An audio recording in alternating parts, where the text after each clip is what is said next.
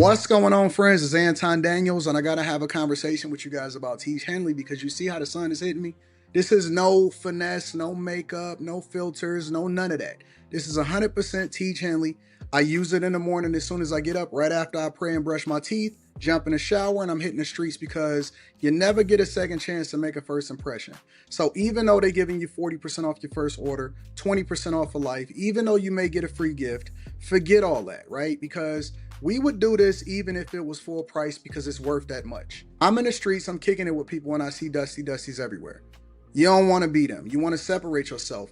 And the way that you separate yourself is self-care. Ladies get it for the fellas. Fellas don't wait for the ladies to get it for you. I'm about to hit the streets right now, and I'm feeling confident. I'm feeling great. I mean, I already got confidence, but to have that extra boost of confidence, knowing that you've taken care of yourself and you set yourself apart from all of the rest of the sheep that's walking around making bad decisions on a daily basis.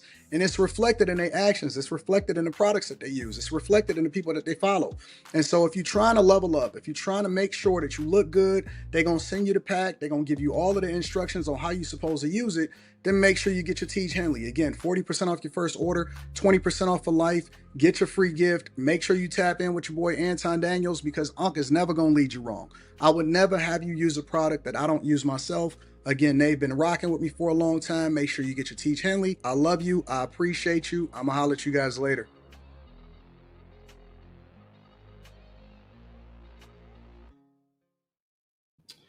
What's going on is Anton from AntonDaniels.com. I appreciate you guys for continuing to rock with me. Thank you for tuning in for another edition of the Millionaire Morning Show. I am your host, Anton Daniels. What up, what up, what up, what up, what up? First live. This your first live? Joshua? No, Joshua Pollard, you've been here before. I'm sure that I've seen you before.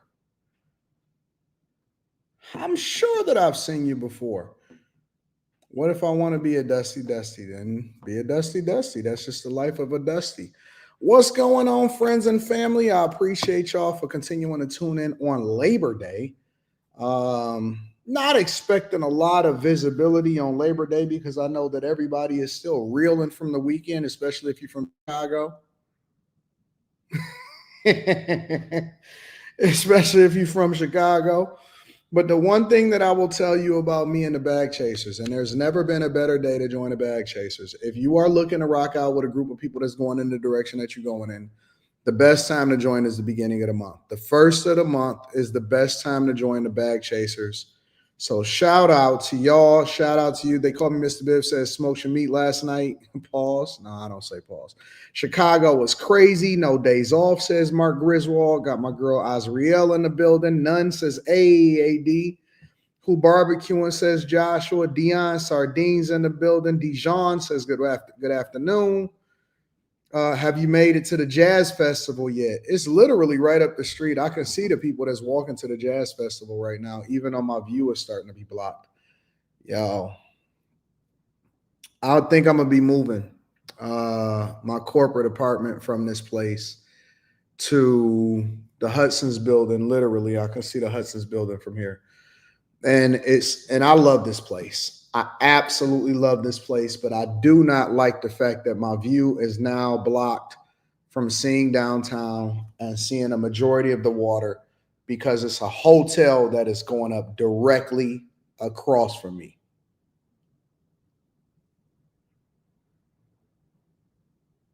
There's a hotel and it's the exact same height. And I have the top floor. So literally, I'm on the top floor.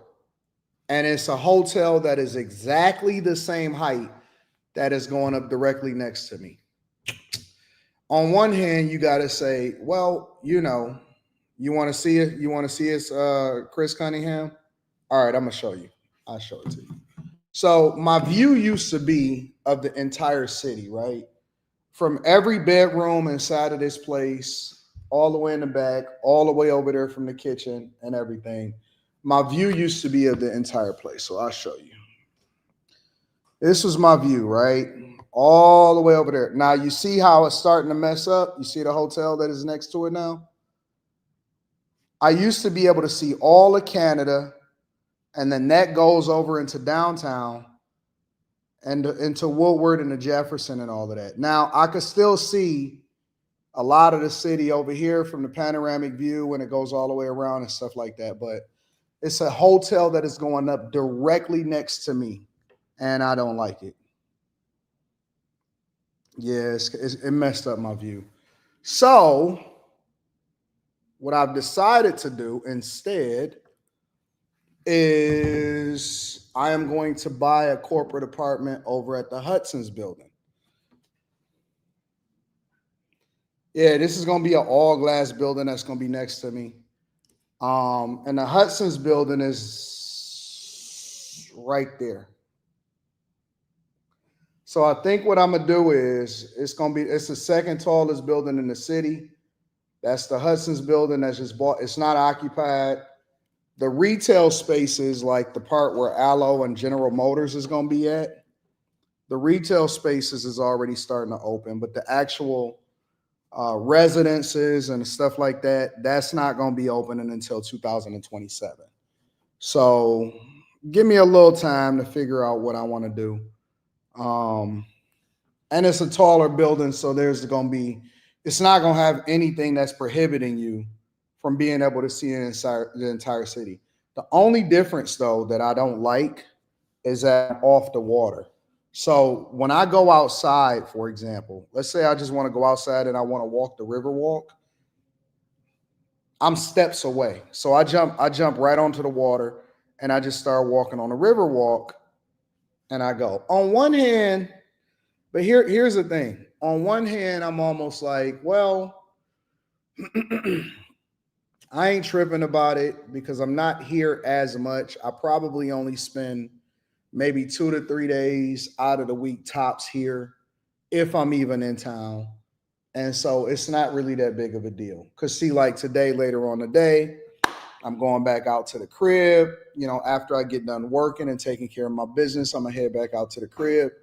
And, you know, friends and family coming over, got the new deck, going to be entertaining people, all of that type of stuff.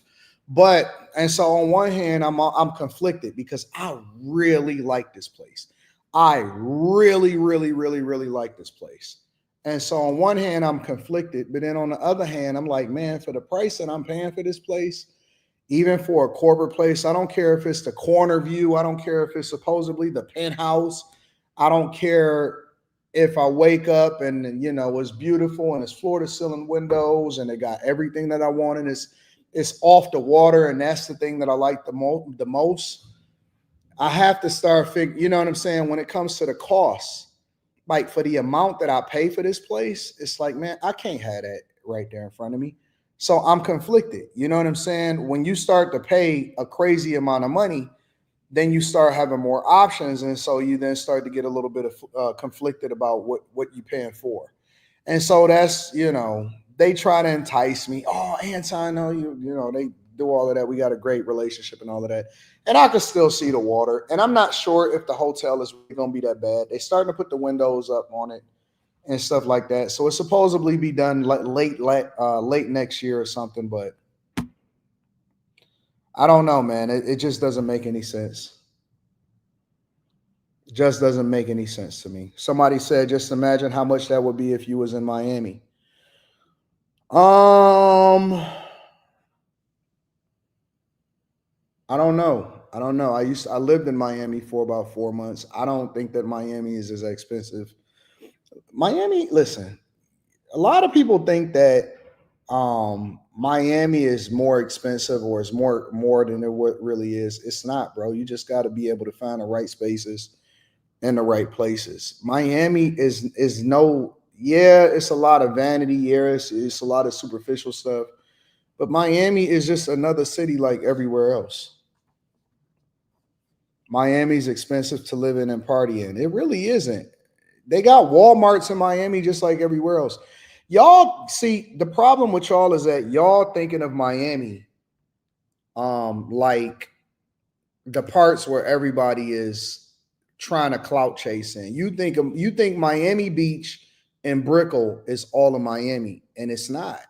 It's not. Miami is huge, right? You got Coral Gable. Well, I ain't gonna go into it, but Miami is bigger. Like you got Fort Lauderdale right up the street where a lot of people stay in Fort Lauderdale and then they drive 30 to 40, 35 minutes down and then they go and they party in Miami or Miami Beach and then they come back home.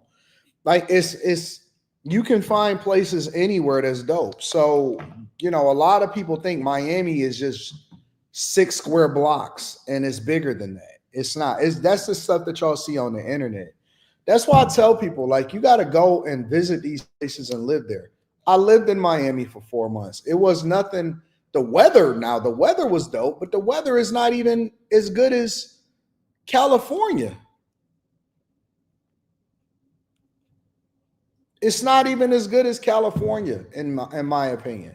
California's weather, which again, Los Angeles is not just like California is much bigger than Los Angeles, so you can't just say, "Oh man." Now I can go off on on Los Angeles or Oakland and say, "Yeah, they have really run those places down, and it's a POS and they trash cities."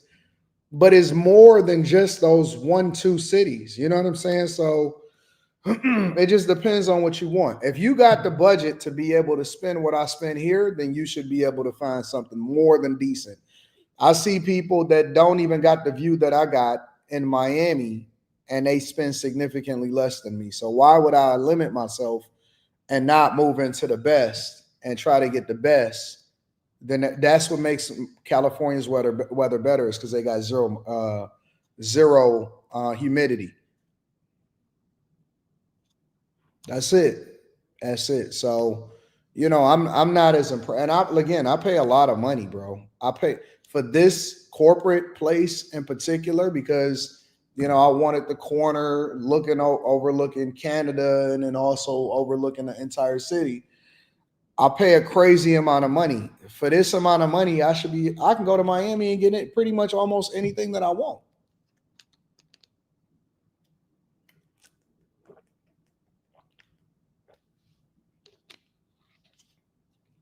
Exactly, Andre Andrews. You are 100%. And people don't even know about Birmingham, Michigan.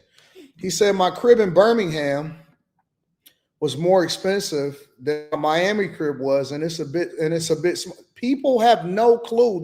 Bro, people don't know how many billionaires live here. It's a ton of billionaires that live here. People don't know, but because they haven't visited this place or you haven't visited that place, it's so many pockets across the United States of America where people are no, Miami does not have the best beaches and weather. They don't. They don't. They don't. They don't. They don't. That would tell me that you have not visited all of the states. Bro, California got the whole California is a coast. That's why they call it the West. Bro, the whole thing from one to the next is a coast. Real talk. The whole thing from one to the next is the coast. So a lot of people don't understand it, but a lot of people assume. Got to get out the door, bro. You got to get out, bro. I live in Chicago. I'm about to start the show, y'all. I live in Chicago because we got more than 1,000 people here now. I live in Chicago. When do you think the troops will be in here? I live in a subdivision an hour from downtown, and I hear it's very bad. Yeah, I think that the troops is going to be in Chicago. According to my personal sources, they will be in Chicago this week. They're going to start rolling into Chicago this week. So, yeah, man. Yep. It's going to be dope. It's going to be dope. All right, man. Torch Lake is sick. I love Torch Lake. Torch Lake here in Michigan is sick. Anyways, Midwest is booming. You can tell by the cars people drive in the summertime. Yeah, we got a lot of SVJs, Aventadors, Huracans, Ferraris, Rolls Royces. We got all of that stuff here too, bro. It's more prevalent in Miami because it's a year-round weather. And I also will say that the weather year-round in Miami allows for people to be able to be on the boats and stuff more often. Motorcycles, boats, you only have a certain amount of months here in Michigan to be able to get out on the water. All right, y'all ready to get started with the show? AD's drastic change of heart on California is crazy. AD really turned into Tupac with his California love now. Nah, I still think that California is ran like a shithole. Five Brown. I still think that California is ran like a shithole. Um, they have a horrible governor. They got a $50 billion budget deficit. Los Angeles is still $1.5 billion budget deficit annually. Most of the cities, a lot of the cities in California is still a shithole. Haven't changed my perspective on California politics or Los Angeles politics or Los Angeles in the hood. Bro, they just came out with a all right, I'm gonna show you. I'm gonna show you. I'm gonna show you. We're gonna get into it. Hold on, I'm gonna show you. Because y'all don't understand that there's differences. All right. I'm gonna show you something.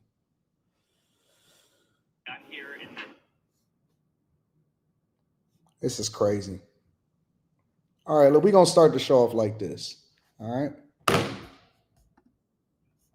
I want y'all to see something, bro. This is what's happening out there in parts of California. Let me share my screen with you guys really quickly.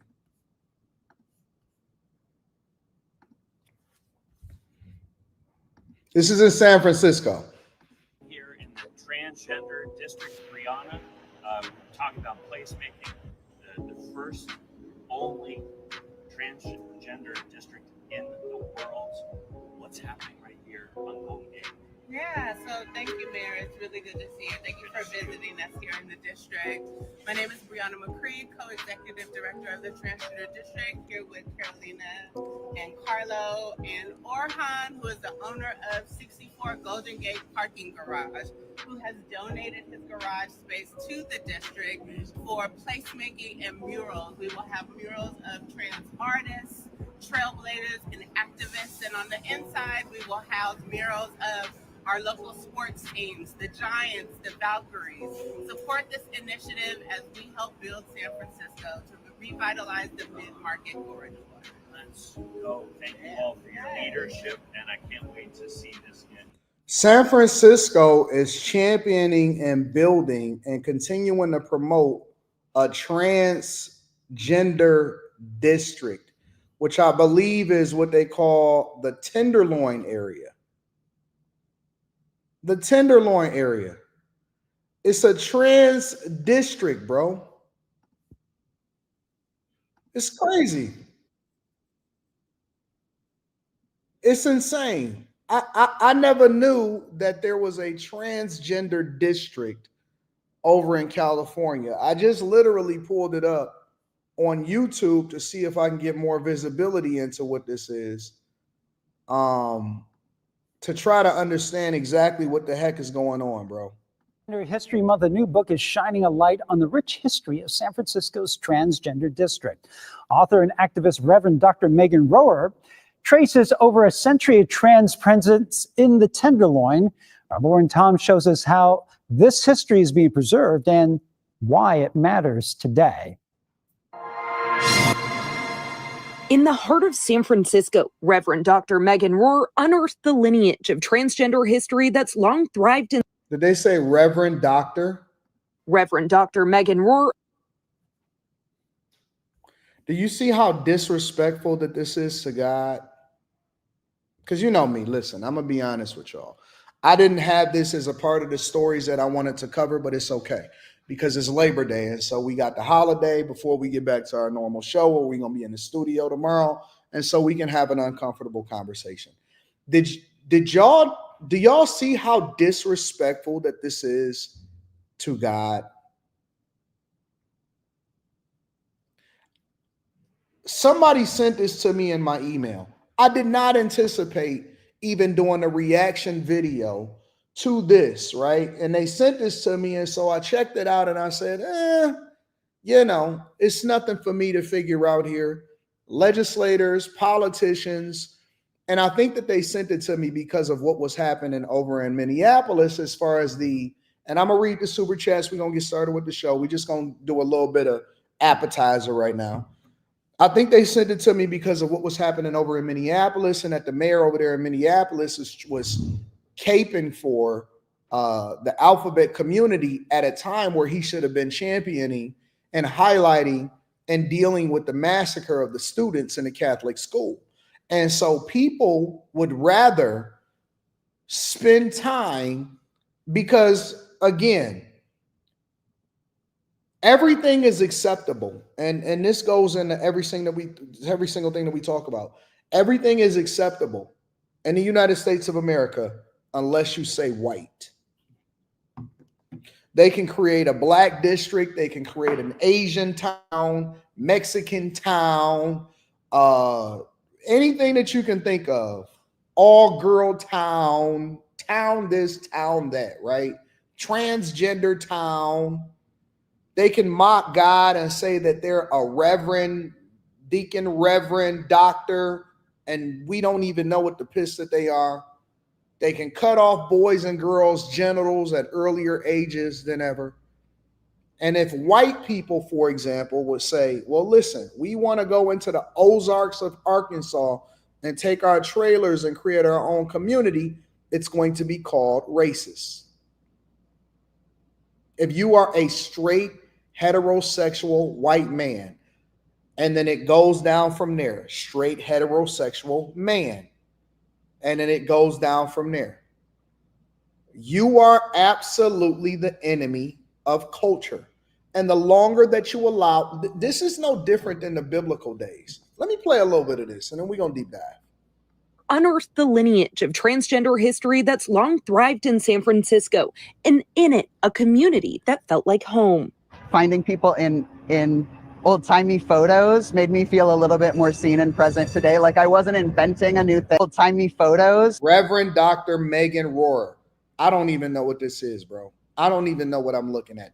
Honest to God, I have no clue what I'm looking at right now. I don't know if I have no clue no more. It's made me feel a little bit more seen and present today. Like I wasn't inventing a new thing for myself. Today, Megan walks among the world's first legally recognized transgender district that spans parts of Market Street and the Tenderloin. You see Market Street in the view from the Oddfellows Temple, which is right behind us. And so on these corners is a place where the 1906 earthquake destroyed a lot of stuff, including that vaudeville theater. It paved the way for trans people to kind of move into some of that housing. The history that can be felt among these blocks echoes for centuries. There is an old... You do know how these places come to be. I'm going to give y'all a little bit of a history lesson of how these places come to be. All right, you ready? This is how these places come to be. What happens is there is communities that are run down. Okay. And this happens everywhere. It's happened in places in Detroit. It's a part of how things started to transition over in Atlanta. As you can see, he's given a history lesson about what happened in San Francisco. And so what happens is I've seen it happening because we have somewhat of a community of that over here in Detroit also. I'm just going to be keeping 100% with you. What happens is whenever there's a space where a city that has good bones, good infrastructure, right? It could be the next great city. Whenever there's a, not disinvestment, but whenever there's room for low rent and for people to start businesses and all of that other type of stuff, you'll have a collection of people that normally wouldn't even have access to certain areas. That's when they go in and they start to make it their own. That's when they go in and they say, you know what, this is ours now. We're now going to claim it for our own. And it happens in cities across the United States of America. That's when you start to see Somalis was moving into Minneapolis. They all started to go into one place. Arabic people moved into Dearborn. They all started to go into one place. Chaldean people started to move into Hamtramck and other types of people. They all start to go into one place. And so they go in and they make it their own. They make it home. The only community of people that don't own something as far as going in and making it their own because they look at it as less than is usually black people, right? So black people, they say, oh, this is the hood, this is the ghetto, I want to get out. They don't say, you know what, let's mow our lawns, let's clean up the sidewalk, let's make sure that we raise our property values, pay our property taxes, improve our schools, and opening up businesses, and we don't have to necessarily announce it, right? And they wait for other people to come in, and then they say, oh my God, this is gentrification. No, they've seen an opportunity. They are capitalists, and justifiably, they can come in and invest in a particular area, and then they start to move everybody in one area, and then that's when they start to make it their own. And then when they start to take over, meaning that they can then start to have people in legislature, city council members, mayors, police chiefs, you know what I'm saying? Then you have to start to listen to their demands because they become a part of a voter block. And that's why when Trump was touring and he had to go to Dearborn in particular and Hamtramck and all of these different places, because there was a certain voter block that then required for you to listen to them, and in order to get their vote, you had to start to cater to whatever it is that their needs are. So when I see Black people a lot of times say stuff like, well, it doesn't matter if we vote, that just means that you want to disenfranchise yourself from having community power. This is the honest to God truth. I'm keeping it 100. The only place that I could think of that probably has some say so as a group from a Black community is maybe Atlanta, tops. Maybe Atlanta, tops.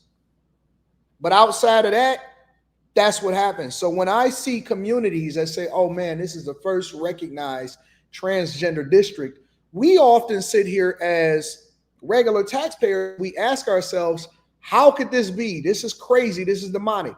Well, what do you mean, how could it be? All they did was say, hey, listen, if you are of this, and this is how you identify, this is more fun over here for all of us because we're creating cultural norms that more or less bend to our ideologies. And then once we get enough power, once we raise enough money, once we take over enough neighborhoods, once we make you uncomfortable enough for you to want to move out because you don't want to be a part of what goes on here, then we are going to make it what we want it to be. We're going to raise our flags here.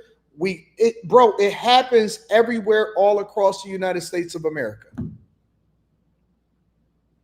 It happens everywhere across the United States. When they say this is, they've been cultivating this whole culture over there in San Francisco for years. San Francisco has always been a queer community since I was born. He's giving you the history and the facts behind why it then became affordable for certain people to move into a certain neighborhood and then take it over.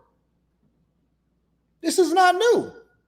This is not new at all. The very exciting history of trans community and joy that spans all the way back to the 1800s. Megan is now bringing that history to light in a new book with the hope of making trans history accessible and offering a storied family tree to today's trans community. My goal is that these photos will be so much more accessible for anyone who's looking for them, either at a public library where they check it out or at a local bookstore where they can keep it as their own, but they don't have to travel the country to different archives to find these really historic photos. But this history doesn't only live in his book. It comes to life through the voices of trans elders, like Miss Billie Cooper, a veteran who lived through San Francisco's underground trans scene and never stopped being unapologetically herself.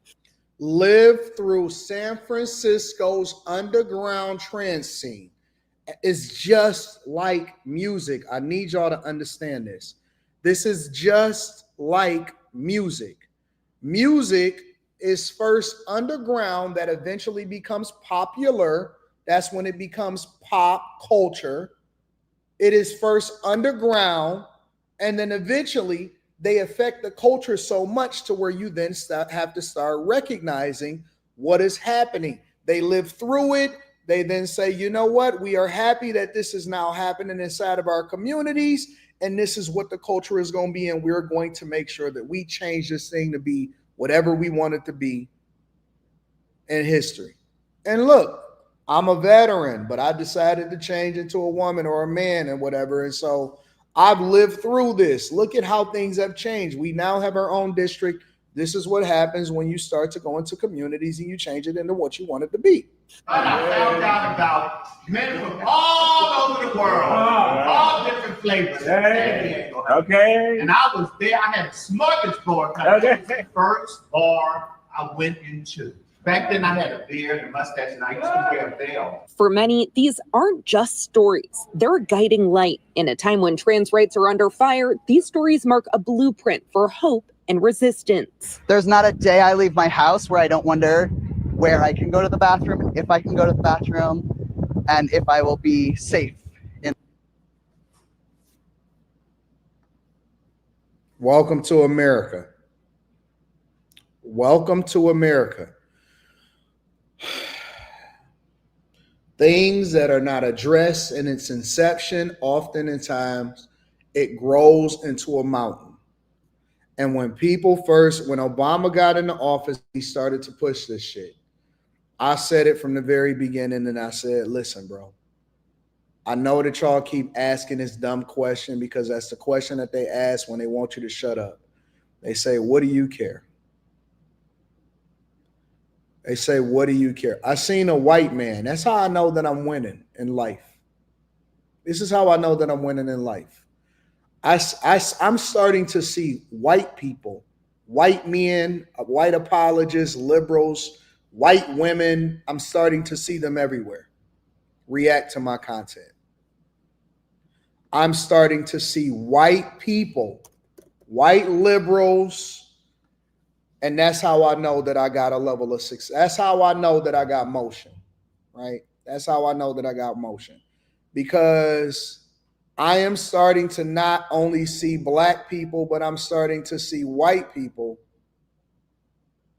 come up and say, you know what? I don't like what he's saying, and it's bothering me, and this is why I'm going to be upset about it. Real talk. That's how I know I got motion. Bro, anything that is not addressed in its beginning, in its inception, from the very beginning, and it starts to take root and it starts to take hold, eventually it will 100% take over your entire lawn. A weed will beget another weed. Something is going to beget something else. It's going to continue to grow into something else. And then it's just going to go left from there. That's how it happens. I was like, oh, okay. People are starting to send me white people that are reacting to my content or reacting to my videos. And now they want to have, I said, okay. Now I realize that I got motion. Now I realize that I'm stepping on necks. Now I realize that, I'm starting to have a real big impact in the community and in the culture, and how things are happening. And if you don't stop this, I'm just keeping it 100 with y'all. If people don't make the adjustment and stop things, it's going to turn into what we are starting to see today. And then you're not going to be able to do nothing about it because they've changed the reality from being you just complaining. They've changed it into being, oh, you are a hater, or, oh, this is hate speech, or, oh, this is that, or, oh, this is that. That's what they start to turn it into. And now you're the enemy. Now you're the bad guy. Now you are the person that is the anomaly, because what is normal, you know how people say stuff like, oh man, you need to get with the times. Why do I have to get with the times? Why do I have to change? Now, again, they say, man, when was America ever great? It's people that say, when was America ever great? When was America ever great is what they say. They don't even believe what you believe. They don't believe what your ancestors believe. They don't believe what your people believe. They are 100% in a whole nother space.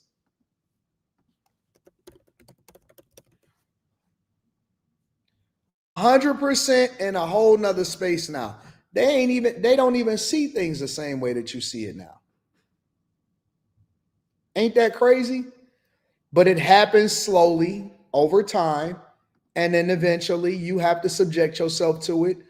Because if you just did a snapshot and you say, hey, what happened over this period of time? And then you come from there, then it wouldn't seem like it was that big of a deal. But now that you got to start to pay attention to what happened over a longer period of time, if you just start to add in a little bit here, a little bit there, a little bit here, a little bit there, then it's going to seem like, wait a minute, this is just normal.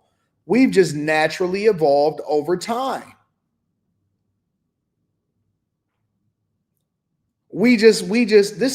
Listen, Anton, get with the times. What are you talking about? Why are you even thinking like this? What is wrong with you? And then I'm looking at y'all and I'm saying, well, I'm unwilling to change. I'm not going to change for you. I'm not going to be any different. I'm not going to start to affirm you or make you think that this is normal. Why should I affirm you in making you think that this is normal? You're going to be the weirdo and you're going to be looking around like, wait a minute, I'm normal. Men are supposed to be with women.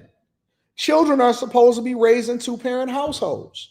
Everybody is not supposed to have a disease. And then they're going to change your mind because you so easily finessed and you listening to too many people at the same time. And you think it's just entertainment, but you don't even realize that they're putting little seeds inside of your head every single day. Oh no, you're supposed to have student loan debt. Oh no, it's normal for men to walk around in women's dresses. Oh, you know what? It's okay for you to go out there and have herpes. Everybody got it. It's normal. It's called HSV1, HSV2. Hey, it's regular for you to take PrEP.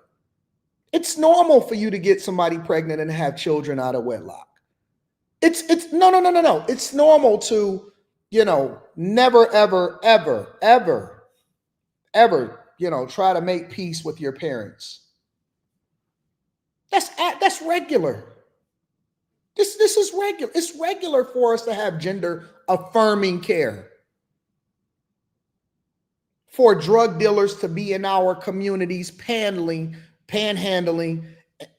taking money from people and then investing it so that they can sell dope over to it's normal for fentanyl. Hey guys, it's normal for us to not be America first and to take all Chinese products. It's normal for us to import everything and don't make any money. Not a big deal. It's normal for women to go online and talk negatively about the men that they've had sex with. It's normal to go out here and talk about the amount of women that you didn't bust down. What are you doing? You're not with the program? Why are you not? You know what? You're just a dinosaur. Cool. Call me a mother effing dinosaur, bro. I'm cool with being a dinosaur. I don't want to be like y'all. I don't want to be like everybody else. I'm not interested in affirming what your beliefs are.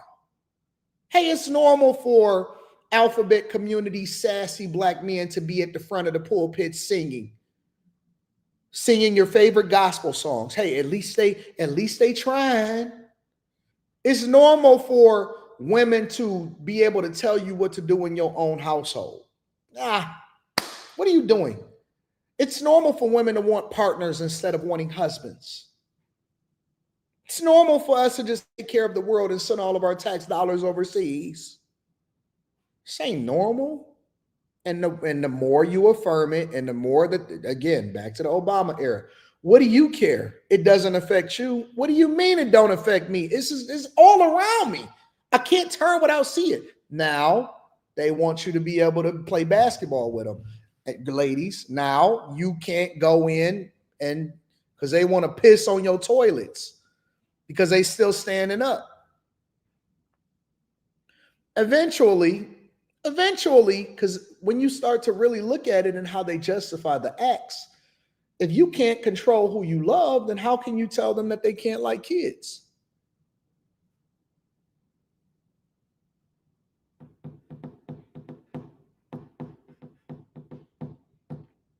But I'm the hater.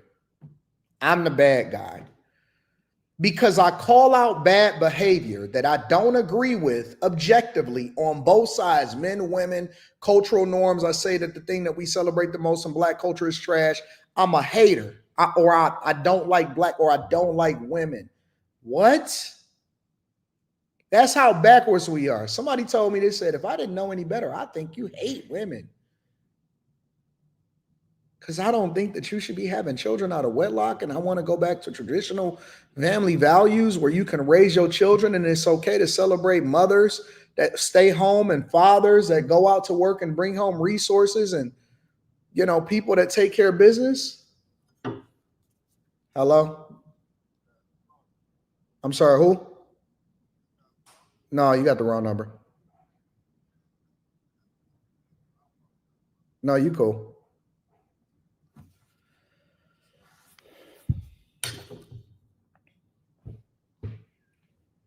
Anytime that you disagree with people and you start and you stand on your square, they're going to say that you hate them. I don't hate nobody. I love everybody. And I love you enough to tell you the truth too.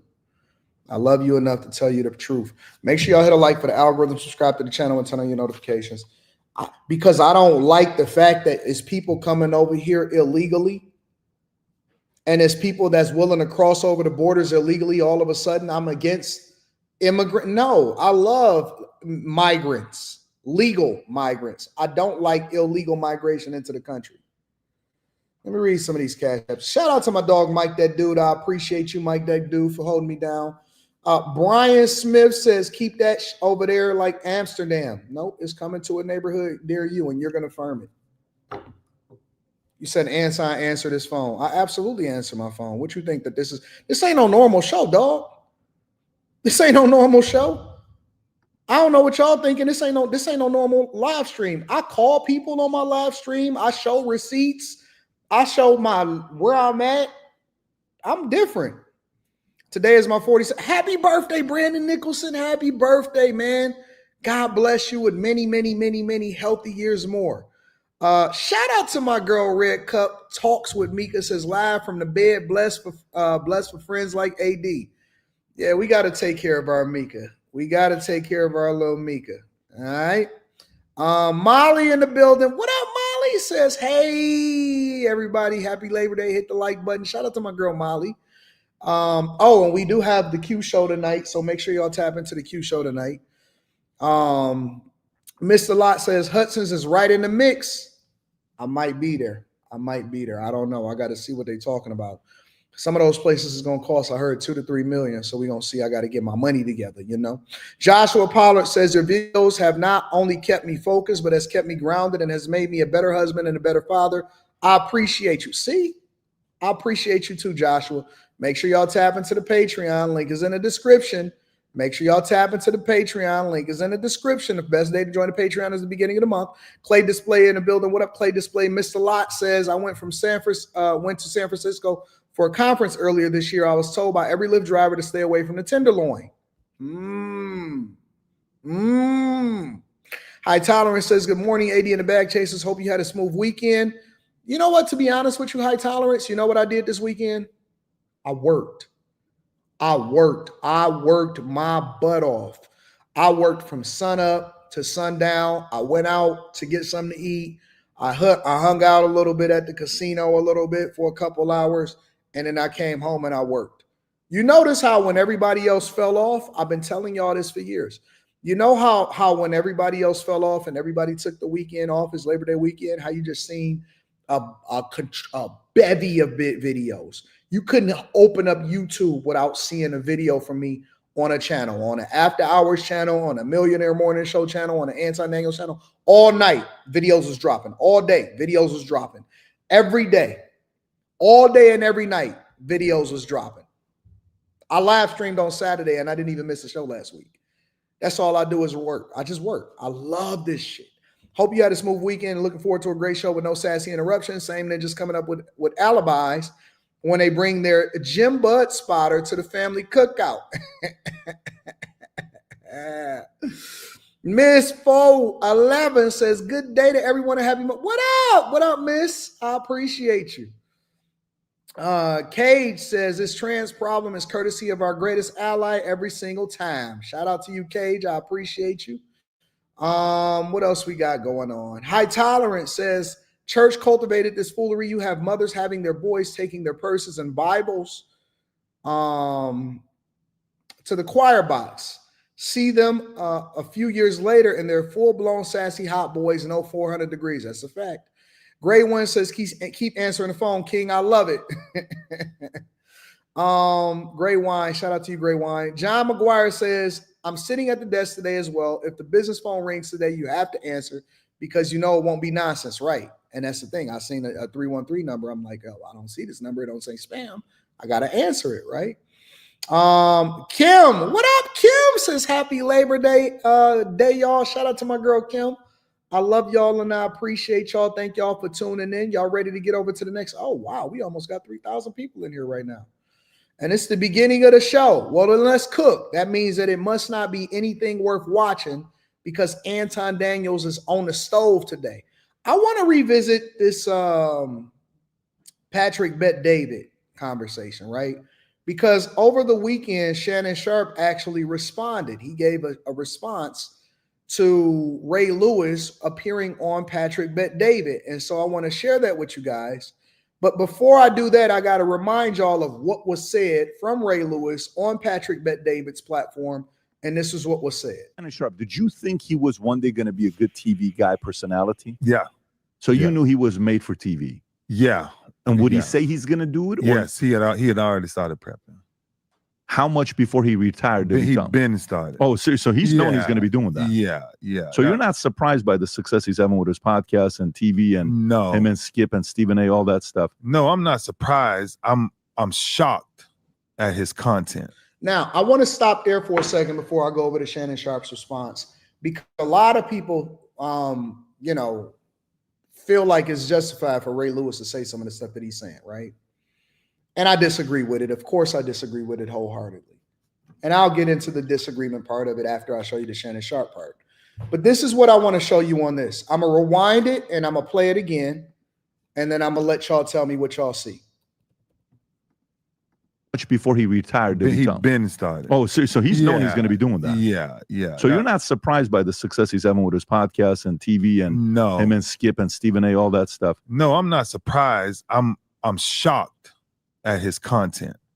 Ray Lewis was not asked about Shannon Sharpe's content negativity, his situation, liquor, any of that. Ray Lewis was asked, was Shannon Sharpe prepping for a transition from football over into being a commentator and having his own shows and all of this stuff? And why is he surprised? Or why is he not surprised about his success? That is it. Patrick Bet-David did not ask Ray Lewis about any of this stuff that he's volunteering. This is stuff that Ray Lewis has had in his heart, and he was just looking for a platform. If somebody even opened up the door to allow for him to have a microphone, he was going to be saying this stuff. When people say, well, he was asked, no, he was not. Ray Lewis was not asked about Shannon Sharpe's decline, downfall, negativity, none of that stuff. The only thing that Ray Lewis was Shannon Sharpe prepping to make the transition? And if he's surprised at Shannon Sharpe's success. That's it. That is it. I had to go back. And rewatch it after people came up on my platform on Saturday and said, well, he was asked this. I said, no, I was thinking to myself, because I couldn't remember if he was asked it about it. And I said, no, he didn't. No, he didn't. No, he didn't. No, he did not.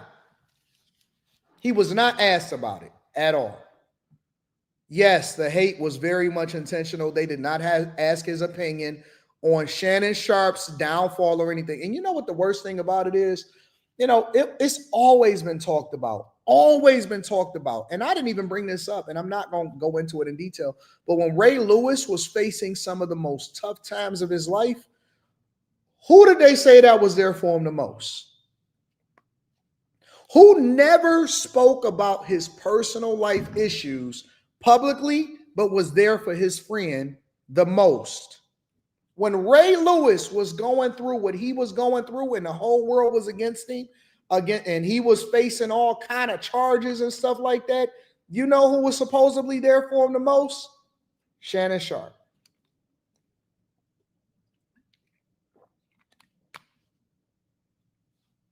Shannon Sharpe. I ain't never heard in my life.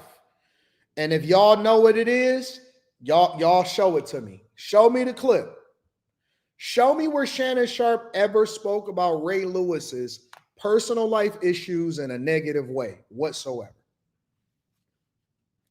Show it to me. Now, what I do know is Ray Lewis tried to do the same thing that Shannon Sharpe is doing right now. And he basically was on shows where he was giving his opinion on sports and stuff, and he got his butt kicked, and he didn't go the way that he wanted it to go because objectively they were debating and they were arguing, and Shannon Sharpe kicked his butt on a debate show when it came to sports. But when it comes to your own personal life,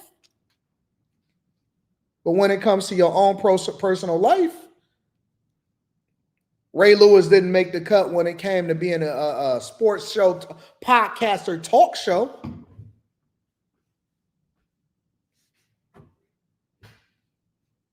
Let's finish hearing what he got to say. I wouldn't, in a million years, the things that Shannon has said now or did now, I would never believe that Shannon would say or do any of this. Like what? Simply, I take drinking. Shannon, in my entire career, I've never saw Shannon with a drink.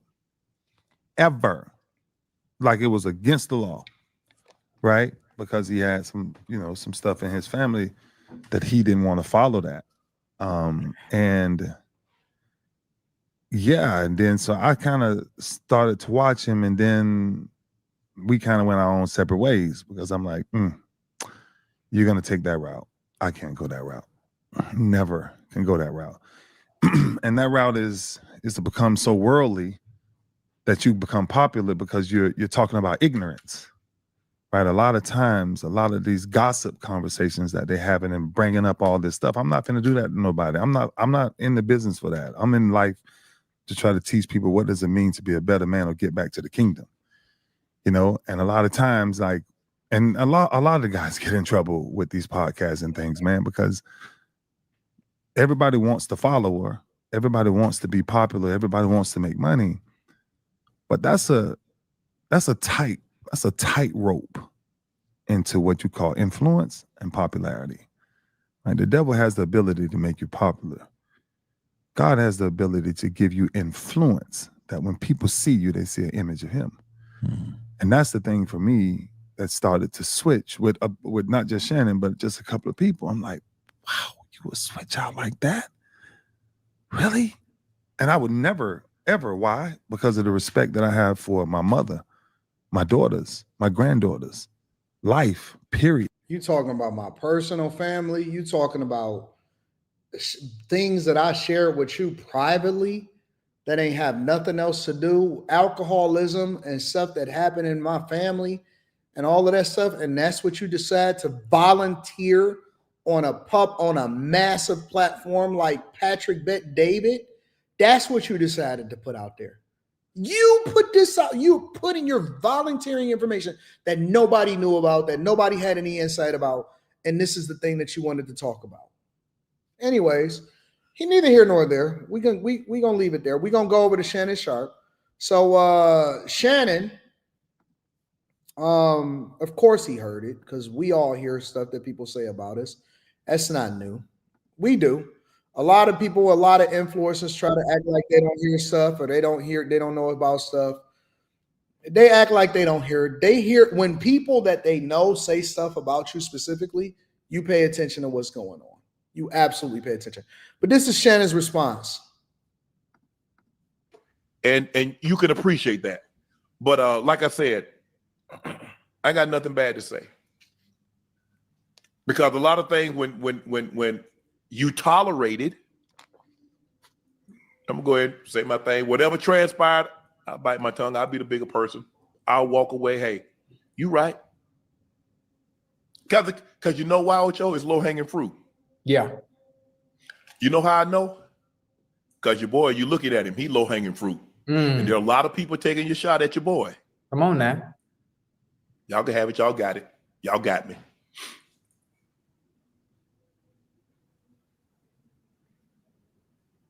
It's all right. Yeah. It's okay. It's okay. We're gonna be all right, OJ. Yeah. That tribute say we're gonna be all right. Yeah, listen, I could have told you that. You know, as some people in the chat, they said Shannon seemed real hurt by this one. He looked hurt, and I think that he's justified in feeling hurt. He absolutely looks hurt, and I would be hurt by it too. I would be 100% brokenhearted by something that somebody says that was unwarranted and to throw you under the bus when we was roommates.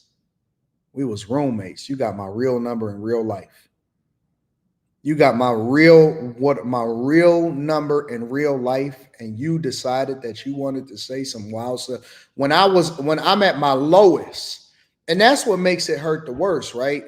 You ain't got nothing to say when I'm all the way up here. You got everything to say when I'm all the way down here. When I'm at my lowest that I've been in my life, in my adult life, when the whole world seemed like it's against me, when seem like I'm losing everything.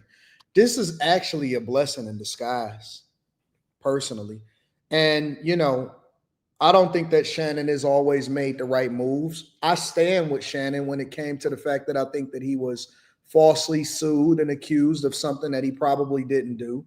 I think that he got the bad end of the stick, and I think that ultimately he handled some things wrong when it came to criticism that was coming after him and stuff like that when he first started blowing up after the Cat Williams interview. But I've long stood objective as far as either I say things objectively about things that is happening in culture and popular media, but I don't know Shannon personally. I don't have his phone number. And so when he's at his lowest and he's rebuilding and he's trying to make sure that he's doing stuff and he's taking care of it, you know, the last thing that you expect when something like that happens, the last thing you expect is for somebody that you actually know, that you know in real life, that you was roommates with, that you held down, that y'all probably slept on each other's couches and stuff like this. The last thing you expect is for that person. And it's not hurtful because of what's said. It's hurtful because of who said it. It's not hurtful because of what. If somebody that I know is a content creator react to me and they say, Anton is a piece of shit, I'm going to be like, I'm going to crack up like, yeah, I like the visibility. If somebody that I know personally that I grew up with that has access to me jumps on the internet and does a fucking Tasha K interview to say all of the things that they didn't like about me in high school, we got a problem. We got a problem. And I'm going to be hurt for that day. And then I'm going to get over it and I'm going to use it as motivation to continue to run the bag up. That's a blessing. It's a blessing. Sometimes when people show themselves, at least you know that they was a snake that you was hanging out with. You just didn't know it because they was in disguise. It's a blessing because now you know who's for you and now you know who's against you. When you go through stuff, it is the biggest blessing of all time because now you get to see who's who. You get to see who holds you down and who's willing to throw you under the bus, who was only opportunistic because they can come out, out with you and be able to benefit from your motion at the time. It's a blessing. I don't think this is a bad thing. I think it's a great thing. And I stand on what I said on Saturday. I think that Shannon Sharpe, Ray Lewis, is a snake hiding behind the cloth of righteousness. It's self-righteousness. It's self-righteousness. And again, I'm going to say this, and now we're going to move over to the next part of the show, and I'm going to read the super chats. And we got after hours tonight. And more importantly, we make sure you tap into the Patreon in the beginning of the month if you're looking to rock out with a group of people that's going in the direction that you're going in.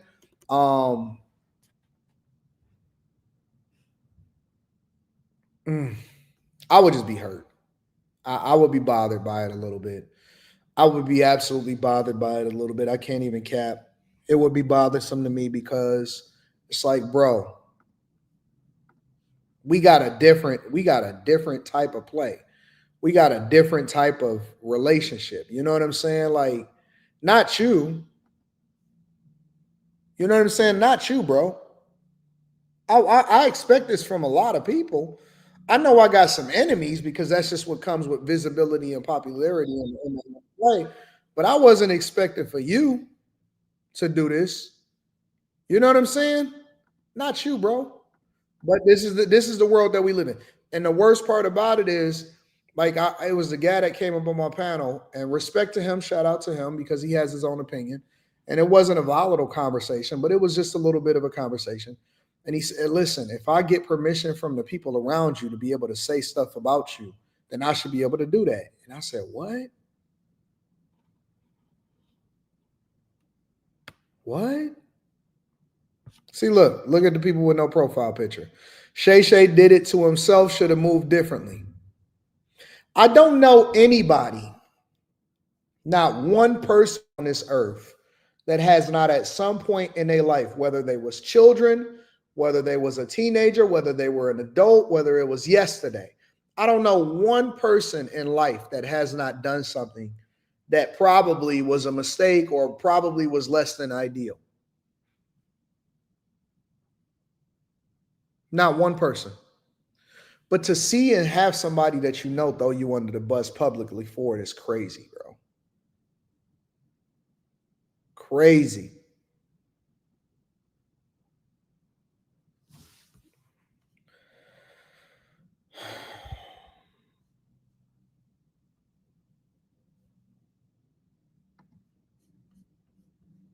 You ain't got nothing else better to talk about. The only thing that you going viral for is the fact that you was talking about Shannon Sharpe. I don't need them type of friends. I rebuke those type of friends. I pray fervently against those type of people being in my circle.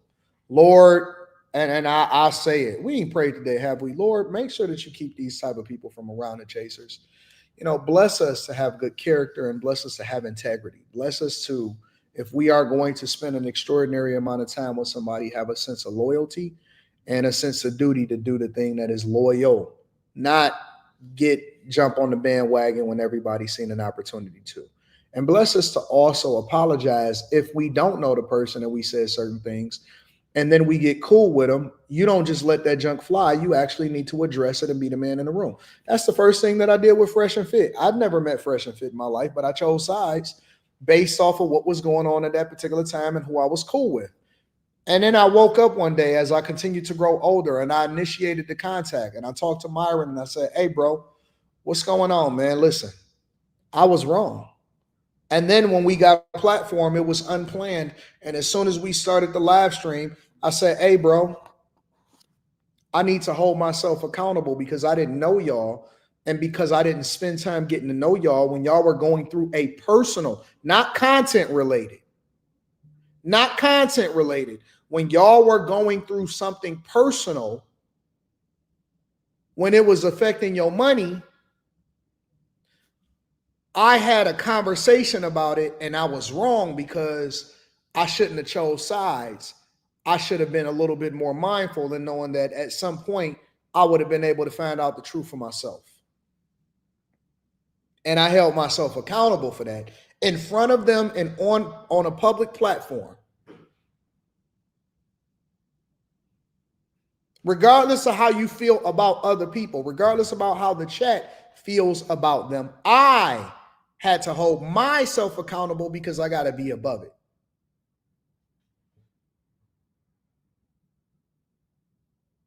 It ain't too many real ones out here, bro.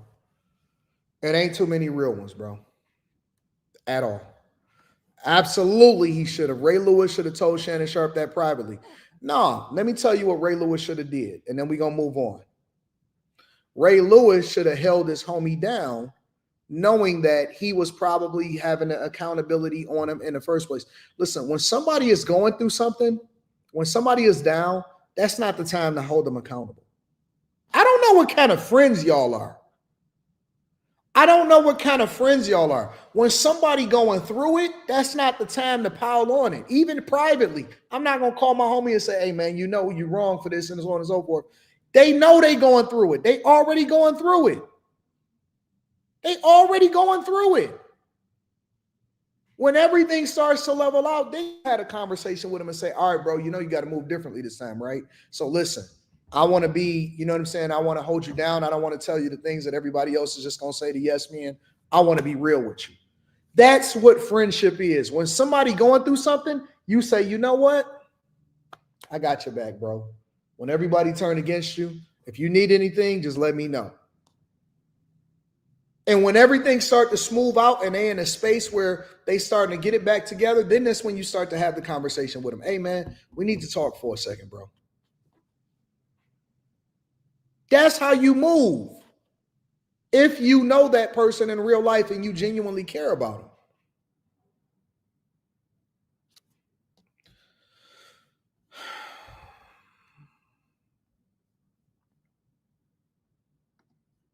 Y'all different. Y'all are different. Y'all different. Some of y'all is different, bro. Y'all different.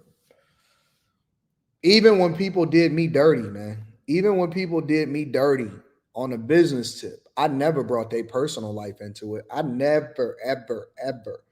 Are we on some competition? Yep. I got a better platform than you. I'm a beat you when it comes to the numbers, so on and so forth. I'm not bringing your personal situation into it. And you know what? That's why people can't say stuff about you, because they can't say that you ever broke man code. You're a fraud, Anton says. Look, every show, I told y'all. What did I tell y'all? Before I read the super chats, I told y'all. What did I say happens every single show? From a man in particular with no profile photo. Every single time. What did I tell y'all? I was waiting on it. I hadn't seen it yet. And so I started to get a little worried. And I was thinking to myself, man, maybe guys have really got they balls together. Maybe they starting to change. Maybe they realize, you know what? I do need to. Every single time, it's always going to be a man in the chat with no profile photo every single time. And they're going to say something wild because they don't disagree with what you're talking about. They just don't like you. It's always a man. It's always a man. Every time, it's always a little girl in the chat that feels some type. I love you too, MAGA Tamara. I love you too, Rhonda Poole. I love you too. I love all of the ladies. Every single time. It's always a man. Every time. And they feminine energy. Bitch asses. This nigga woke up on Labor Day to subscribe to the channel in order to be able to tell me this. This nigga woke up on Labor Day. He woke up on Labor Day to be able to subscribe to my channel so that he can get his stuff off.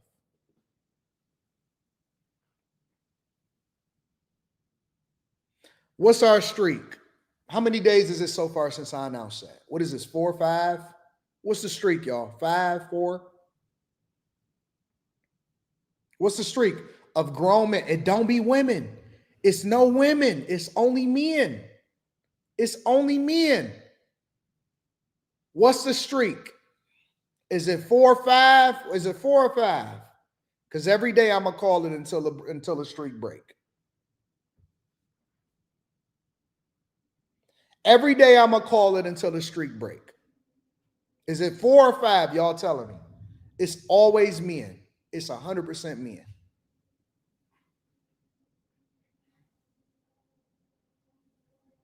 Six. They don't like the 3,000 plus people that's here on Labor Day. They can't get 3 of their own kids to come and visit them on their birthday. They don't like over 3,000 people. They don't like, let me look at my numbers real quick. They don't like this shit. They don't like almost 19,000 of y'all as bag chasers. They don't like that. Why would they want y'all to level up? They don't like that. Why would they want that? That's we gonna just put it at 5, not 6, not 4. We're gonna put it at 5. Let's see what the streak turned into. Charles Mack says holidays give me that extra time to put that work in on my small side business. Doing that this Labor Day. Get ahead of the competition. Rashida, 2 women have been killed in the same neighborhood in 24 hours in the shot. Oh, we going to the shot shortly. We going to the shot. I hope if the National Guard comes, they are downtown where nothing happens. They need to be in the hood, hot spots. Big Mike says Ray need to hit up a hair restoration after that picture with Stephen A. Smith yesterday. I ain't seen it. For y'all saying he has an opinion, yeah, he does. But if this isn't an opinion, this is a festering level of jealousy that can be dangerous. Daryl Ballard says just join the bag chaser. Shout out to the chaser, says it was one of the best decisions that I've made this year so far. Keep dropping knowledge. I got you, Daryl. I'm on it. Yo, Wednesday. I'm anticipating Wednesday for us to do Stock Club. All right. Big man loves his pup, says keep doing your thing, King. Shout out to you, bro. Appreciate you. High Tolerance in the building says they welcome next to their boyfriend. Now they chiming en route to the cookout. I'm about to be en route to the cookout after I do off the show. But I got to give the people what they supposed to have. And we also got Monday night popping. What we got? Let me read this one more super chat. Shakur Nash says, "Yup, AD. What Ray Lewis did is exactly where the phrase with friends like these. Why do you need enemies? That's where that come from. Facts. I agree. Elevate to the unknown and is in the building. Says Anton said the same thing to my wife yesterday. The women aren't the haters. These men be so damn critical on other men. And here's the thing, you know you winning when they hating. Oh man, elevate to the unknown. I'm gonna be honest with you, bro. I know they don't like it. I know that I'm so rich, bro. I'm not even wearing. People don't even know. Let me do my Shannon. Let me do my best Shannon Sharpe impression. People don't even know that I you know why I wear the day-date, the presidential? You know why I wear the presidential? Because it's cheaper than the Sky Dweller. It's cheaper than this one. This is actually cost more than the day-date. So I thought that I was being humble by wearing the day-date, bro. It's this the rose gold joint. I decided to put this one on for Labor Day. I thought that I was going to be a little bit more understated, but a little bit more expensive. Bro, we won a long time ago. We won in life. We won. We won when we made it out the hood. Everything else was extra. You know what we feeling like now? We killing it. All of this is extra. I thought I was being humble by wearing the 50,000 boy. You see it with the slate down, chocolate down. Let me show it to you one more time. I got two of them. Exact same one. I got two of them. Maybe I should go in the back and get the other one and wear that one too on the other wrist. For no reason, just because I love them. For no reason, just because I love them. This thing is so gorgeous, bro. So gorgeous. Make sure y'all tab into the Patreon. Link is in the description. I'm going to teach you how to get this money too. I don't know what's wrong with them. Elevate to the unknown. The antidote says 11-year-old shot playing Ding Dong Ditch in Houston. Okay, we'll go over there too. My 5th year as a bag chaser started today. I got 5-year people, bag chasers. Thanks for all that you do. Shout out to Tech Coach. Is this your 5th year as a bag chaser, Tech Coach Ralph?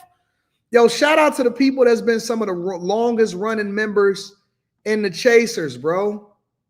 I love it. I love it. That means that you've been getting money for a long time. You've been getting money for a long time. Oh, yeah, this is sweet. It's sweet. This ain't from Temu. It's a little different. All right. Look at Bill up. We got another one. Here we go with what he don't even know how to spell watch. What watch you have? This dude got a car. This guy has a concept car that he did not. We got another one. There you go. We got to man him out. We got another one. He got a car that he did not make, that he does not own, that he does not afford in his profile picture, and he feeling some type of way about it. That's your dream car.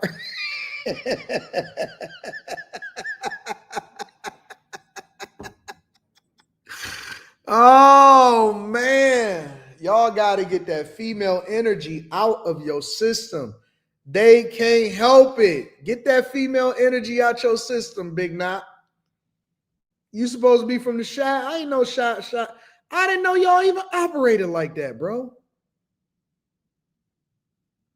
What brand of watch is this? This is a Rolex. It's a Rolex, baby. I didn't even know that y'all operated like that. Come on, man. Let that go. Get that hoe out of your spirit, bro. Get that hoe up out of your spirit. That's unbecoming of a man. Before we get into that, you know what? Let's pivot for a second. I want to go over to Milwaukee. I wasn't expecting this. A lot of people don't know a lot about Milwaukee. I used to be a fan of Milwaukee. I haven't seen a lot of what's happening in Milwaukee until recently.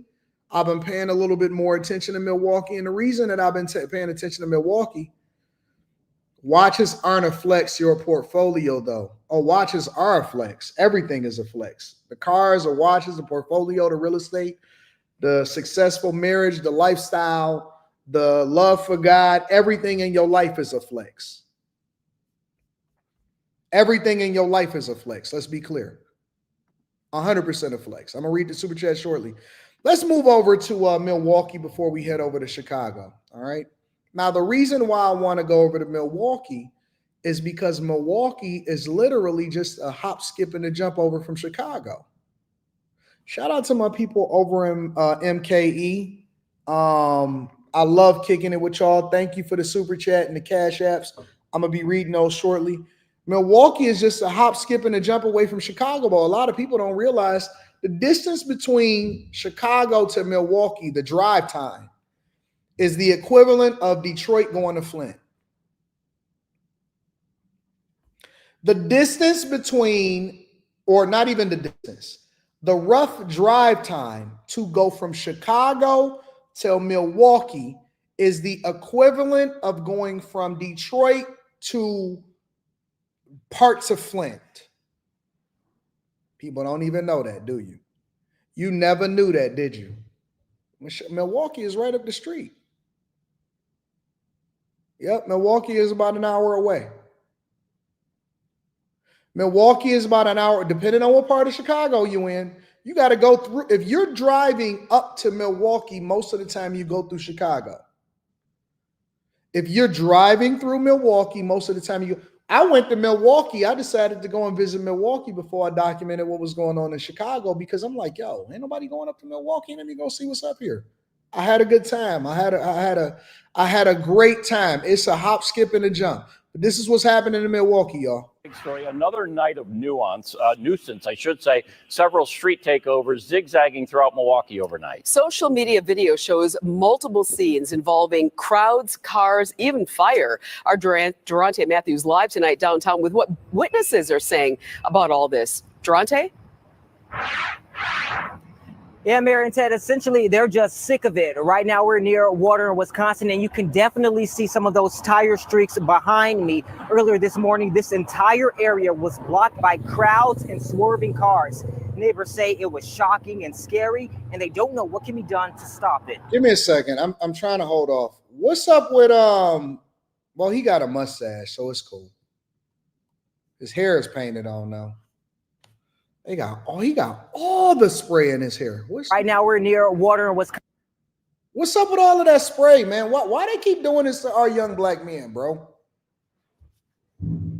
Why do they keep doing this to all of our young black men? Why they keep on trying to ruin our young black men? You know, they got aspiring careers. They getting into, what is happening, all of this stuff. Why they keep trying to do this to our young black men? Why they throwing all that spray on top of his head, bro? Don't let them spray you, big dog. Don't let them spray you. Now, if you're doing this on your own will, that's a whole nother conversation. Don't let them do that to your hairline, bro. Hold that down. You know what I'm saying? I don't know why they keep doing this to our young men that keep trying to be newscasters. Let's get back into Milwaukee. Yeah, Mary and Ted, essentially, they're just sick of it. Right now, we're near Water in Wisconsin, and you can definitely see some of those tire streaks behind me. Earlier this morning, this entire area was blocked by crowds and swerving cars. Neighbors say it was shocking and scary, and they don't know what can be done to stop it. Video circulating on social media shows one of the latest street takeovers swerving around downtown Milwaukee. You know, when I bought my Challenger, because I'm a man of a certain age, and so I tend to be a lot more mindful of how I move, and I don't want to be identified or labeled as a YN. When I bought my Challenger, SRT Hellcat specifically, when I bought my Challenger last year, first thing that I called on it, I said, you know, what are the insurance rates on these things? Because why?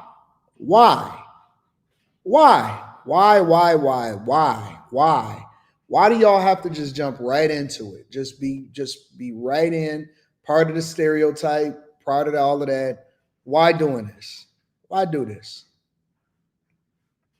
Why do this?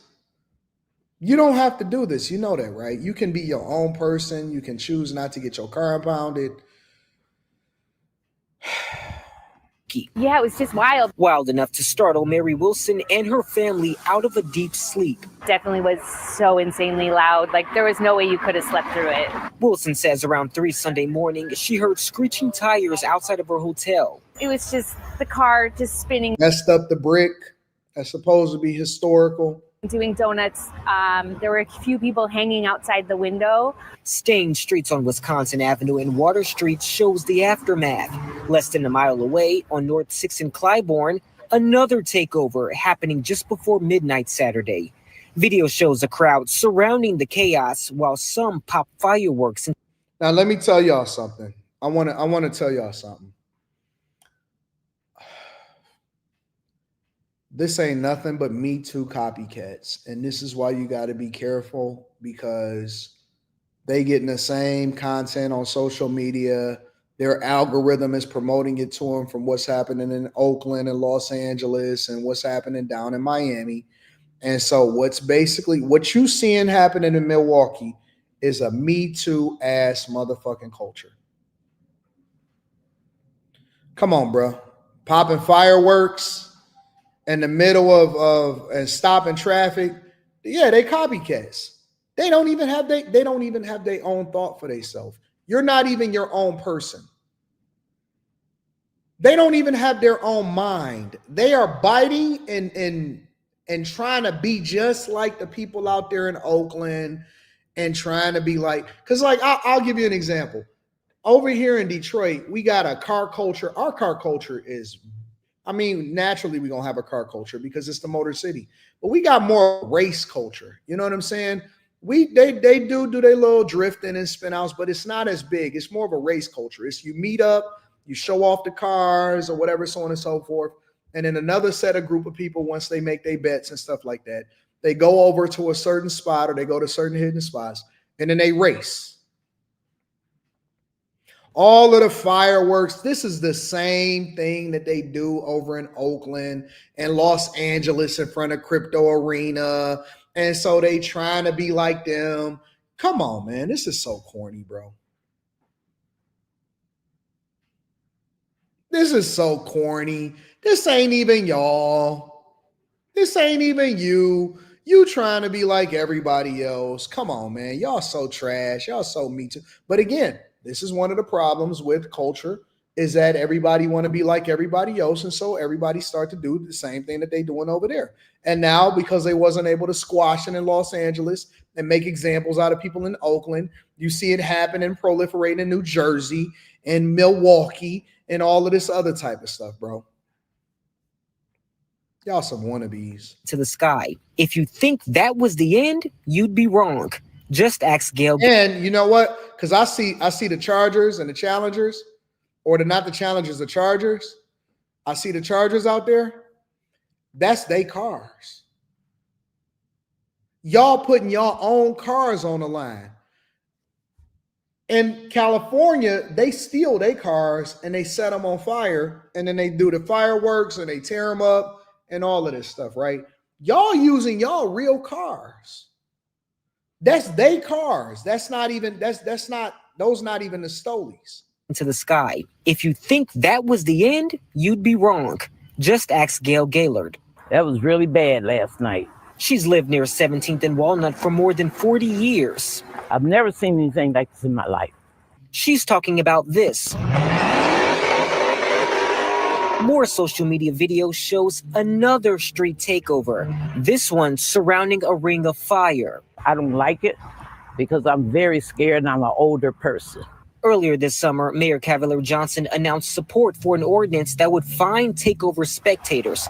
Milwaukee police also mentioned doing directed patrol missions on the north and south side to crack down on the takeovers. In the meantime, neighbors tell me they hope something is done to stop the reckless rowdiness in its tracks. I just wish they would just stop doing what they're doing because they hurt. You know what got to happen, right? You know what got to happen. What got to happen is you got to make some extreme examples out of people. And the only way that you're going to make extreme examples out of people is that you got to throw the book on them. You got to hit them with it. You got to impound their cars. And if you catch them, you got to give them similar penalties to people that get caught up in drunk driving. That's it. Because it's too dangerous. And you can go to the track. You know what I'm saying? They have spaces that you can drift in. You can go race at the track. You can go do all of that, bro. You don't even have to be in that type of space. But you know what happens? Sometimes somebody gonna get hit, somebody get killed, somebody get hurt as a result of it. This then brings out more people that want to start looting and stuff like that. If you hit a couple people, you break them down, guess what? The word starts to spread within the car community. Anything that happens, the word starts to spread within the car community. I'm not going to talk about different things that played out during the time that we used to be out here in the car community that deep, but it was never this. It was never to the point to where you put innocent people, you tear up the city and all of that stuff, right? It was never this. This is different, bro. This is different. This is people that don't care. They're going to tear up street property. They tearing up city property and all of this stuff. No, AD, it started with New Jersey Drive. No, it didn't. No, it didn't. New Jersey Drive was about stealing cars. New Jersey Drive, see, you don't know. I'm a man of a certain age. I know all of these movies. New Jersey Drive was about car theft culture and what it then, created, and the fact that people was trying to make money and all of that, but they were stunting at the same time. That's not what this is. This is different. This is different. I would even say that this was attributed. Well, I ain't gonna say that either. New Jersey Drive was different, bro. New Jersey Drive was about stealing cars. This wasn't about sideshows. This is not about sideshows, bro. This ain't even like Fast and Furious. This is more like the one where the dude from Antoine Fisher was in, Biker Boys. This is more of a Biker Boys type of thing. This is more Biker Boys. This is less about Fast and Furious than it is about Biker Boys. Let me read some of these super chats. What up, Natalia? Says your haters are your biggest fans. Excited for Stock Club this week. No, Block Club. We got Block Club. We did 1 and 2 Stock Club. Now we got Block Club. Happy to be a bag chaser. So we're going to go into real estate. All right. Shout out to you. I love you. They call me Mr. Bibbs. Says just saying thanks for helping out the community. Shout out to you, Mr. Bibbs. D'Angelo Ross says just join the bag chasers. Ready to run this bag up. Shout out to you. Ega Please says risk check Omega Aqua Terra Rose Gold Blue Strap. All right. Well, then show it to me then. Show it to me then. Levi Apparel says, Anton Sir Shalom, thanks to your plan 20 to edit. Shout out to you. Malachi Andrew or Chapman's greetings from Bloomington, Illinois. Tom Dog, I'm coming over to Chicago next. Hayward Cole says, peace, big homie. I refuse to be, I refused. I don't know, since the inception. I don't know. I appreciate you. Devastator says, half of the cars on the street takeover are stolen. I have a kill switch installed on my, yeah, you can break through that though. Kill switch is the first line of defense. If you get any of those type of cars, you get a TRX, you get a Challenger, Charger, Mustang, Camaro, Vet, all of that stuff, you got to get a kill switch installed on it immediately. That's the first thing that we do is we drop it off at the shop and we get a kill switch installed on it. That's standard. Got to. Barbecuing today, yeah. I'm gonna go out to the crib and we got some people coming over, and so we're gonna barbecue. You can get right past that kill switch. A lot of times people don't even care about the kill switch. But neither here nor there. I'm not about to give y'all no ideas. before I get over to Chicago, I will tell you that I'm about to open up a I don't know if it's going to be a custom shop or if it's going to be, I don't know, but me and my daughter, we was working through the plans. We've been working through the plans over the past couple of weeks because she's obsessed with cars. And so we decided that we actually going to open up a shop. What type of shop? I'm not sure yet because, and I want to get y'all opinion on this before I go into Chicago. Let me get y'all opinion. So her thing is, at first she was like, yo, Dad, we need to open up a shop where we can do custom cars and stuff like that and all of that stuff, right? And I'm like, where people can bring their cars in? And she said, yeah, where people can bring their cars in and do a custom, do all of that type of stuff. And so I was telling her, and I'm like, no, I think I want to do it to where we do our own cars and then we gonna buy and sell them the ones that we do and don't want. We do our own cars. So we not going to open it up to where people can bring their stuff to get customized. We're going to basically be we going to buy and sell everything ourselves and put our own money up. Or it could be, a tune shop, like a Hennessy. Yep. So, yeah, man, I don't know. Let me know what y'all think. Which one would make the most sense? Because it started off with building a garage in order to store cars. Now it's turning into something else. So you like the tune shop better. I like the tune shop better also. It could be both. I don't like the responsibility of having other people's stuff. I just don't like that. I don't like the responsibility of people's money. I like the Mansory idea. I don't like the idea of other people's money. You know what I'm saying? I don't even invest other people's money. I do my own stuff. And so I'm thinking like we could just do our own stuff and rock out.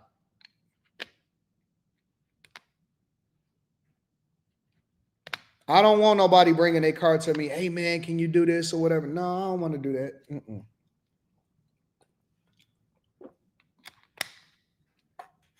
I just want to have some fun. Will you make a channel about it? Yep. Of course I would. Of course I would. Make a whole nother channel.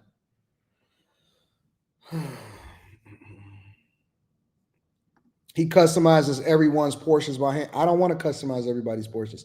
I just want to customize my own, and then I want to do what it is that I want to do with them. So, anyways, let's continue on with the show. Let's move over into Chicago, y'all. Let's move over into Chi-Town. Let me close some of this stuff. Vegas. I don't care about Vegas. We're going to go into Chicago's budget shortly. Obama, he's now fighting and stuff like that. All right, let me see something. All right, we're going to get to that in a minute.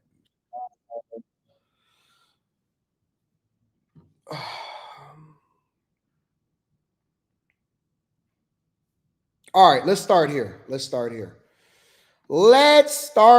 So Trump had some choice words the past couple of days about what is happening in Chicago. All right. And so we're going to deep dive into Chicago for the next couple of subjects. Make sure y'all hit a like for the algorithm, subscribe to the channel, and turn on your notifications. So President Trump calling out Illinois Governor J.B. Pritzker, saying in part, quote, the weak and pathetic governor of Illinois just said that he doesn't need help in preventing crime. He is crazy. He better straighten it out fast or we're coming.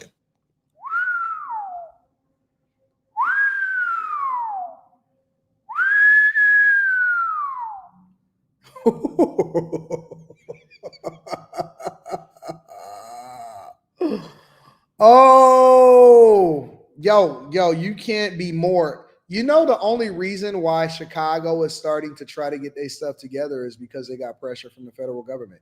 They seen what's happening over in DC, and it's going to mess up the money because they're not going to be able to get that fake federal money no more to be able to act like they're creating community groups and that they actually trying to tamp down on crime. And so now that they got the pressure is on all these cities. The pressure is on in all of these cities. He says he is crazy. He better straighten it out fast or we coming. I like that. Over the Labor Day holiday weekend, at least 7 people were killed and 43 others were shot. Actually, that's not true, but I'm going to go into that shortly. Not in Chicago, but Pritzker remains defiant.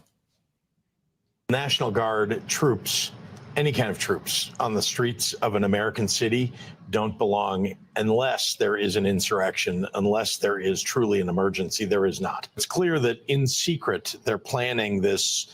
Well, it's an invasion with U.S. troops if they in fact do that. An invasion? Our next guest has made it his mission to help clean up the streets of Chicago. You know him well. Project Hood founder, Pastor Corey Brook, joins us now. Pastor, thanks so much for joining the program this morning. I appreciate it. So the governor and the mayor, they continue to point to the numbers, and this is some of the numbers that they're pointing to. The murders are down 49%, robberies are down 10%. Cap. Burglaries are up 8%. Felony theft is up 46%. The misdemeanor theft is up 60%, and motor vehicle theft is up 78%. Now, do you know why there are some things that are up and then there are some things that are down? Is because, first of all, a lot of it goes unreported. A lot of it is being reclassified, and a lot of it is not considered violent crime anymore. We'll get to that shortly. Obviously, that is some of the numbers, but it doesn't tell the full, complete story of what's happening in Chicago. Absolutely. There are individuals who are dying every single day. As you can see over the weekend, the rash of murders, the shootings, they're still going on. You know, Governor Pritzker said the National Guard should never come in unless there is an emergency. This is an emergency. Anytime. Somebody said ShotSpotter being taken out would have shown more of it. Why do you think that they wanted to remove ShotSpotter? The budget for ShotSpotter wasn't even but a smidget of what was happening in Chicago. And that is, you are, Ellen, oh man, you are so dead on. Because ShotSpotter holds them more accountable because you have a higher valid source of data and statistics to be able to justify whether or not people are or aren't committing certain crimes and if it is being responded to. Yes, ShotSpotter actually shows where shots are being fired and what police officers need to respond to.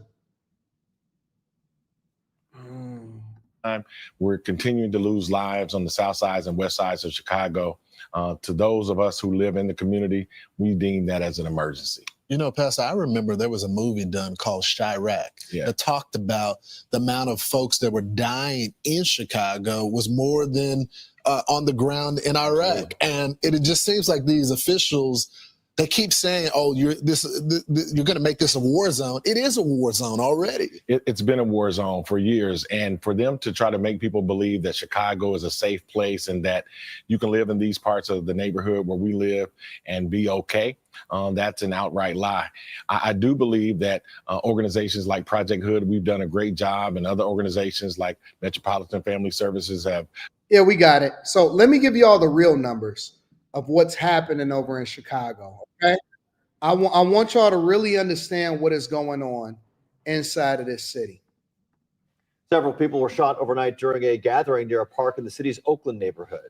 It's one of dozens of shootings in Chicago during the holiday weekend. Judy Wang is live from police headquarters with more. CPD will release the official numbers tomorrow morning. We counted 50 people shot, 8 of those people killed so far this holiday weekend. That is since Friday evening. You knew this was coming up. You also know that the federal government is looking to come in order to stop the crimes and the murders. You know where there's large gatherings, especially after 8, 9, 10 o'clock at night, 11 o'clock at night, that is going to be horrible. You knew that this was coming. You know that every single Labor Day weekend, it goes crazy. 50, and it's not even over yet. It's only been 2 days. 50 people shot in a 2-day span is insane, bro. 8 people dead, 50 people shot on a Labor Day weekend. And it ain't even over yet. We just now getting into the Monday. We getting to the Labor Day now. They haven't calculated what is happening over the last night. They haven't calculated what's going to happen today. They 50.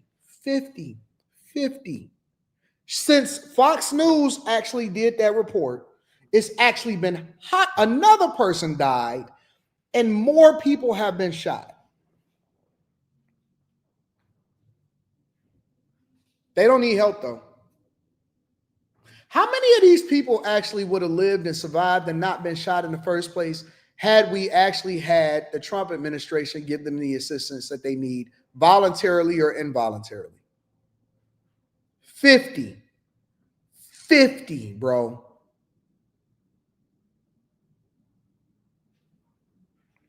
Don't worry, the number will be higher.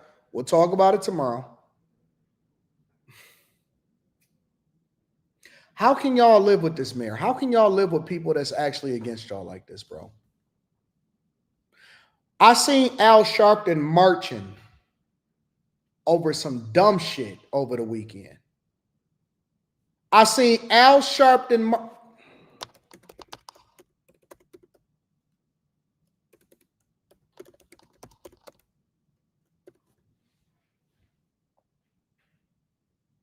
Al Sharpton was marching over Wall Street, marching for DEI rollbacks over the last 4 days. They were up there trying to push a new person, Mom Donnie or whatever his name is, and they are out there. Y'all don't believe me? Okay. March on Wall Street right now. You're taking a live look at some of the crowds, listening to several speakers right now who are pushing back on corporate America and those companies that have pulled back diversity, equity, and inclusion programs. Now, among those who marched in the crowd and actually led. Look at these people. Look at these old people. Look at these geezers. Look at your mamas. Look at your grandmama. Look at Mima and them. Look at Mima and them out there. Can't stand. Ain't had nothing better to do. Don't even live anywhere close to Wall Street. Look at these people. Look at them. Look at the background, because it's not enough for us to just sit here and have a conversation about what happens. We got to start paying attention. Let me back up for a second. I want to get the full view. Look at the people. Look at these people. Ain't a young person in that crowd. You know what that crowd is? That is a crowd of people that need their medication and their diabetic medicine, and they better have it in their purse. That is a crowd of people that cannot drink regular Coke. That is a crowd of people that cannot drink sugar or regular Mexican Coke. This is a crowd. This is what happened over the weekend. This is a crowd of people that can't eat cheesecake. They got to take their blood pressure medication before they get out. This is a crowd of people that you got to make sure that you know me, my use grandma, you got to use the bathroom before we go on this road trip right now. You know, we got to use the bathroom before we go on this road trip. Half of these people got the pins on. Half of these people got the pins on. If one person sneezes out loud, everybody else is going to be sick and they're going to be hospitalized. You couldn't, y'all don't. This is why I don't take the black community serious. This is why I don't take the black community serious. That's why I don't do it, bro. Look at this. Look, y'all see this? Supposed to be in their twilight years. This is the generation that ruined America. This is the generation that ruined America. They ruined it with feminism. They ruined it with diversity, equity, and inclusion. They ruined it with their stupid marches. They ruined it with George Floyd. They ruined it when it came to women's rights. They ruined it with everything. This is the generation that ruined everything. If y'all want to thank a generation of people of what you had to deal with the Clinton, the Bushes, Obama, and even the Biden administration, go ahead. This is who y'all need to be holding accountable. I'm being honest with you. I'm being absolutely honest. This is the generation that these are the Kamala Harris voters. Facts, Dave. This is Kamala's game. Look at them. Look at them. Let me bring them up close a little bit more so y'all can see them. Look at them.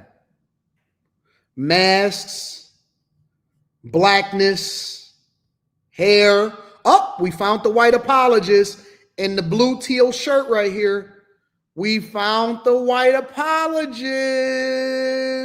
There he goes with his camera up, capturing it for his kids and to take back home to show his wife. Hey, I was out there with a bunch of black people. I really do believe in what's going on. We found him. Where's Waldo? He's right there. There's the white apologist, ladies and gentlemen. There he is. If you want to know what a white apologist look like, he's right there. He's right there, making sure that he's standing up for black people, using his white privilege in order to have a conversation. He's going to go home and he's going to have an uncomfortable conversation with his children. There he is. There's the white apologist. Mad because he was born something that he can't control. Oh my God, I got to hold my ancestors accountable. I can't believe it. Can't believe it. There he is. And a sea of black people, there you are. The type to adopt an African grandbaby, you know.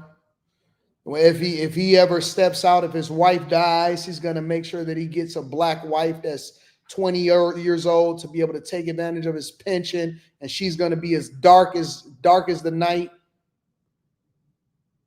Going to be as dark as the face of my watch. They always go the darkest.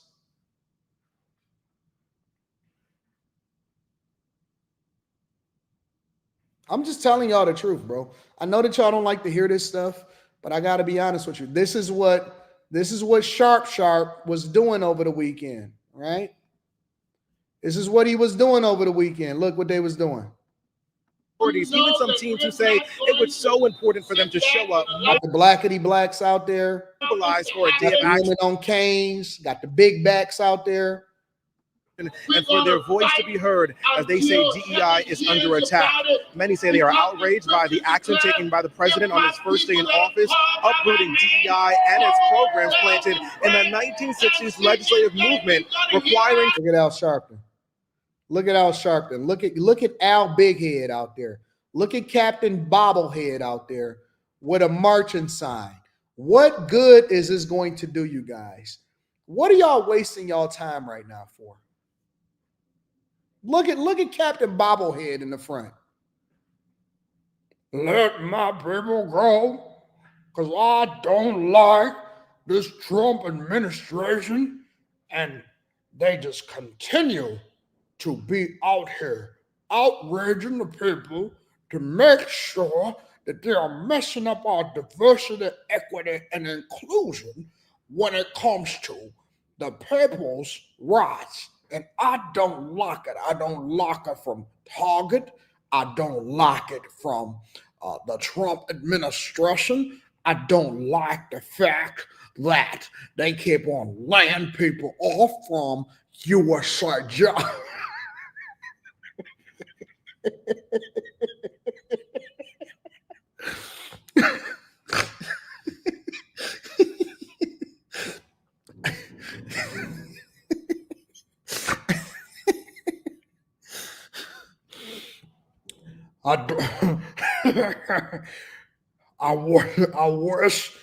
I wish come.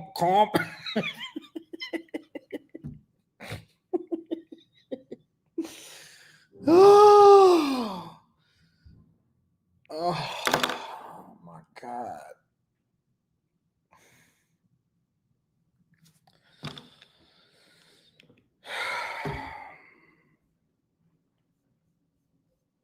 I hate these people, bro.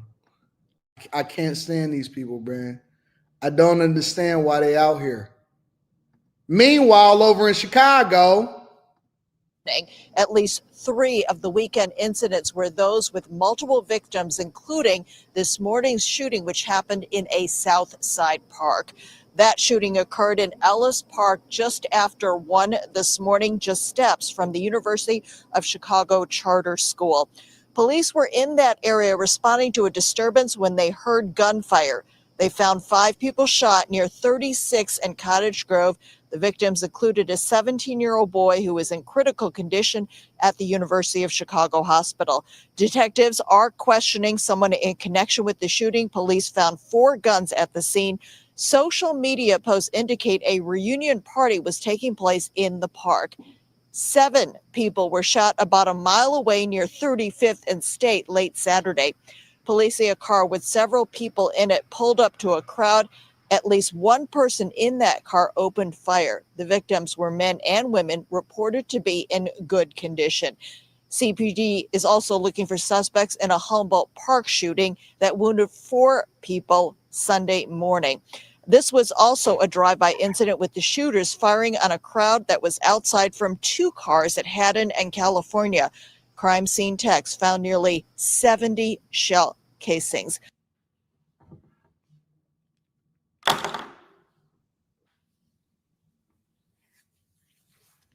Do you know why there were 70 shell casings? 70 in one scene. You know why there were 70 shell casings? Boy, that's a switch. That's a switch. They shot everything up. They shooting everything in Chicago. Men, women, dogs, cats, everything getting fired up on that street. Look at the markers.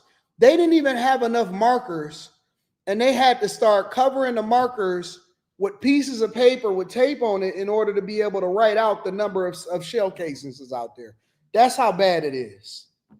They had to get more markers that had other numbers on it and then put the numbers on the markers so that they can keep track of how many shell casings that they got outside.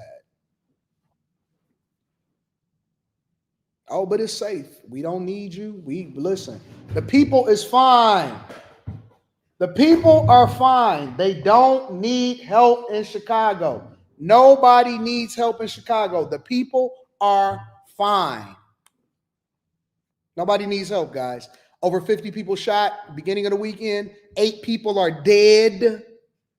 50 shot, 8 dead. That's just bad aim. They was trying to kill 80. They were trying to kill 80 people. They hit 50. They killed 50 plus. I'm sorry. They hit 50 plus and they killed 8. They was trying to kill everything moving and everything walking. Boy, know what you thinking? Now, the weekend victims also include a 14-year-old boy. He appeared to be the youngest victim so far this weekend. He was shot and wounded in Garfield Park.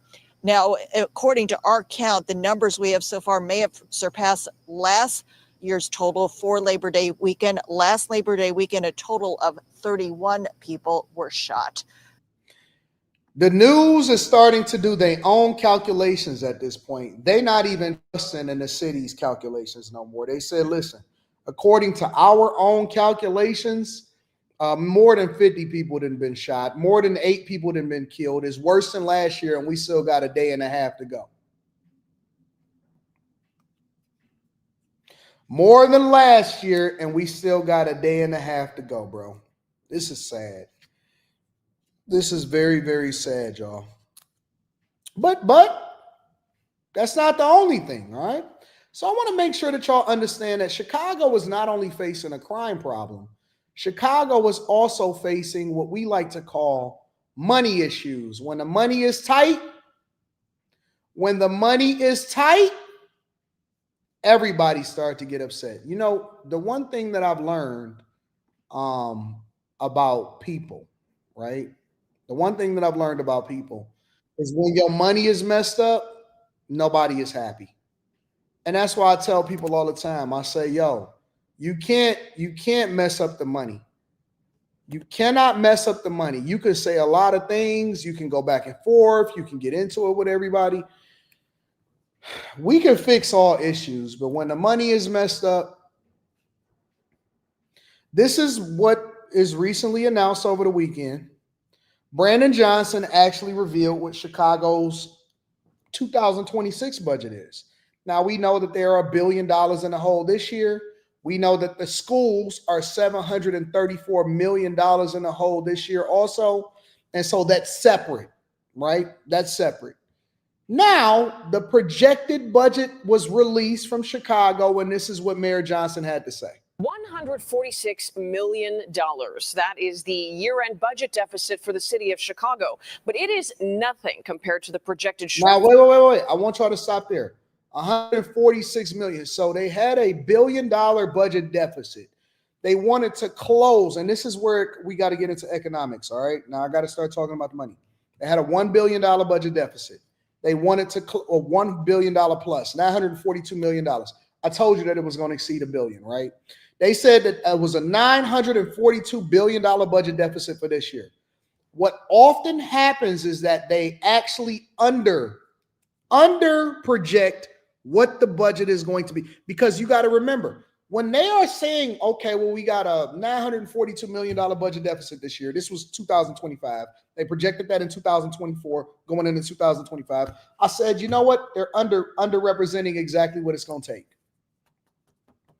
So really, you add $146 million on top of the $942 billion budget deficit that they had. And this is the reason, and this, that's what they have. So now they are projecting. Their projections is based off of this. Anticipated income, property taxes, regular taxes, money from the federal government, one-time payments, whatever, right? That's how they put together their budget. And they say, okay, so this is how much, just like your regular budget, we're going to bring in this much money, and this is how much money we're short. And the shortfall was going to be $942 million. I said, well, listen, that's false. Ain't no way in the world. Because see, for example, one of the things that they do is they say, well, we are going to allocate this amount of money for the police department. Well, the police department is short 2,000 officers, and they put a hiring freeze, so you can't really police the neighborhood, right? But here's the problem. Here's where the issue comes in. Because they're short 2,000 officers, and even though they allocate so many hundreds of millions of dollars over to the police department, that budget is going to go out the water, because a lot of the police officers in Chicago regularly make over six figures. There are police officers that make $250,000 a year, $250,000 a year in overtime. So it actually costs them more to run their police officers with overtime than it does to actually hire, but they can't justify the hire because they actually have to stay within the parameters of the projected budget, which then gives them the budget over, right? They over $1 billion. So you're going to be running this deficit because the sanitation, police, firefighters, crime, detectives, Black Lives Matters, whatever, right? Whatever it is, they're always going to undercut. So anything that you see that they say, add 20%. Anything that you see over in Chicago that they project from a budget perspective, add 20%. If they say it's going to be $1 billion, add 200 million on top of it. If they say it's going to be 1.2, just make it 1.5, 1.6 every time. So not only do they have to make up for the shortfall last year, they have to also make up for the shortfall that they're projecting that's going to be more next year, which means that they're on the pathway to what? Bankruptcy. They're so desperate. Don't worry, I'm going to get there. I'm going to explain it to you from a C student's perspective. And this is why you can't vote in the people that you got in there. In 2026, $146 million. $146 million. That is the year-end budget deficit for the city of Chicago. But it is nothing compared to the projected shortfall in 2026. CBS News Chicago investigator Megan DeMar breaking down those numbers for us. And Megan, even the most optimistic outlook seems pretty grim. Right, Marie, we're talking about a $1 billion deficit for 2026. And the city's budget director warned that is an optimistic outlook for the future. That is an optimistic outlook. That is if every single thing goes right, we're only going to have a $1.15 billion budget deficit for next year.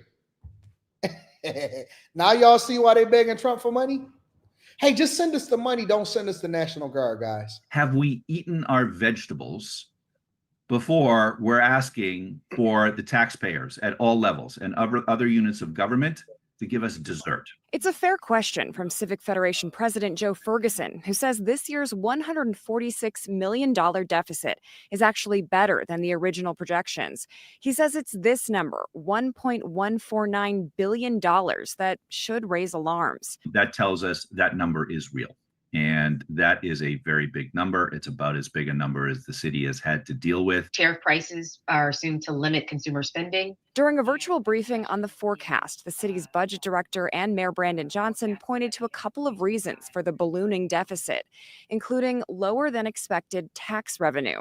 What did you think was going to happen when you ran all of the millionaires and billionaires out because they know that you're going to start to, when you starting with this rhetoric that you want to tax? What did you think was going to fucking happen? When all of the businesses is closing because they have no public safety.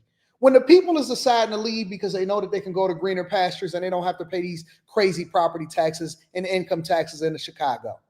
When you have an abandonment of businesses at the Magnificent Mile and a historic vacancy rates. When you have people and lower income and no jobs and high crime, what did you think was going to happen? Huh? When you have an environment that there's no businesses that want to actually do business inside of Chicago, you're creating what we call a doom loop. They are absolutely running the city into the ground. It is in the ground. I'm telling you, I've been telling y'all for years. I've been telling y'all for 3-4 years straight. Chicago is eventually, over the next 5 years, probably within the next 2 to 3 years, going to file for bankruptcy. They are going to file for bankruptcy. Chicago is on its way. Los Angeles is on its way. They are going to file for bankruptcy. They have no solutions. Zero solutions on what to do. These people are absolutely done. They are done. I am telling you, as sure as I am sitting here on this live stream right now talking to y'all, I am telling you, if you are a Chicago resident, you will feel the brunt of everything that these administrations have been doing. Lori Lightfoot, this is what y'all get when y'all voted based off of identity politics. This is what y'all get based off of identity politics. You are done. You will be the largest. You will then take Detroit's crown as the largest city ever in history to file for bankruptcy in the United States of America. It's over. It's over. And this mayor, this fucking mohawk wearing dumb pastor playing the drums at the sets while the people is suffering out here in the streets, this mayor, boy, he is going to go down in history. History will remember him as the most incompetent mayor ever to grace Chicago, ever. Increasing overtime budgets and what did I just say? What did I just say about overtime? What did I say what happens when you don't have a sufficient funding for hiring the right people? Expensive city settlements. They're using the law firms to continue to fight the Trump administration while at the same time getting sued by everybody for being incompetent because they don't have the training necessary. And so they're spending money on that also. Healthcare costs skyrocketing about 18.2% in 2026. Usually the increase is less than half of that. And this matter is adopted by the board. As of last night. Now I want y'all to look at something. And this matter is. These are the people, the Board of Education in the city of Chicago, that in addition to that is also facing a $750 million budget deficit. Is adopted by the board. As of last night, not being able to count on Chicago Public Schools for the municipal employees annuity benefit fund payment. The city is not banking on property tax increases other than the natural growth due to new properties. During the presentation, Mayor Johnson reiterated his concern that budgets have been historically balanced off the backs of working people. Just know that I've said from the very beginning that the ultra rich and our large corporations have to do more. Ferguson's. So now what they are leaning on is they're saying that if you got money in Chicago, we need you to go ahead and pitch in, big dog. Now, what they don't count on is the fact that people that have money in Chicago they can leave. They're not trapped. They're not trapped like everybody else. They're not trapped like everybody else. People that got money, they don't have to subject themselves to this nonsense. Said the city needs to trim as much fat as possible before asking taxpayers for more money. How do you eat an elephant? The answer is always one bite at a time. Let's not get ahead of ourselves. Let's deal with what's immediately in front of us. That's a real number, 1 billion to 1.4 billion. And there's work to be done, and there's good budgeting principles by which you can go about it. And the city Let me tell you what's going to happen. also forecasted cuts to federal grants. The city of Chicago received about $6 billion at the height of the pandemic, but that is expected to slide to $2 billion by the. Remember, they were using this problem has always been in place. This isn't new. This problem has always been in place. They were just using COVID money to try to cover up the Band-Aid. They never saw for the problem. They was just using COVID money. They got $6 billion from COVID money in order to cover up the problems that they were facing along. They seen this happening a long time ago and they never did anything from it. Absolutely, 100%. And you know what the worst part about it is? Let me tell you what the worst part about this whole situation is. Brandon Johnson actually tried to finesse, right? Do you know what his solution was to cover the $750 million hole for the Chicago public schools, which is separate from the I'm going to just tell you the real number. It's probably 1.5 to 1.6 billion dollar budget deficit in Chicago. And y'all can go ahead and anticipate you're already the highest, one of the highest in the country, property tax rates for the people that live in Chicago. And if you have a home or if you're renting, plan on paying more because your property taxes is probably going to go up because they got to charge the people, right? You know what Brandon Johnson tried to do? You know what Brandon Johnson tried to do to fill the $750 million budget deficit hole? Shout out to the over 4,000 people that's kicking it with me that understand that we gotta talk to the people on Labor Day. You know what Brandon Johnson tried to do? I'm gonna tell y'all what Brandon Johnson tried to do. I know y'all don't want to hear about this part.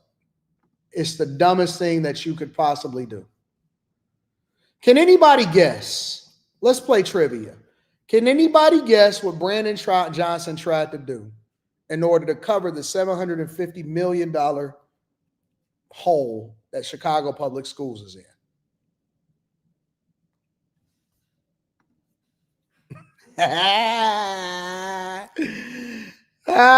Snot face. Yes. Now, some people are going to say, Anton, what do you mean a payday loan? What do you mean a payday loan? What do you mean a payday loan? Mr. Joe, you got it. Brandon Johnson's solution was to take out a high interest loan that they would not have been able to pay back to take care of the budget deficit for Chicago Public Schools. Yes, he was going to take out a high interest payday loan. Anton, what do you mean? Did y'all know that Chicago's rating, their credit rating, actually is in the toilet? It went down. Chicago, listen, it's just like a chick that drive a Nissan Altima with no bumper and no insurance and she get into a car accident. And she got to try to roll it over by getting into another loan, but then they don't want to loan it to her because they see that her debt to income ratio is not right. This motherfucker, yes, I did say that about Brandon Johnson, tried to take out a high interest loan. And the only reason that he wasn't able to do it is because responsible people in the district pushed back and they refused to let him just absolutely destroy the school district by taking out a high interest payday loan for the children. I just couldn't believe it. I couldn't. When I started research,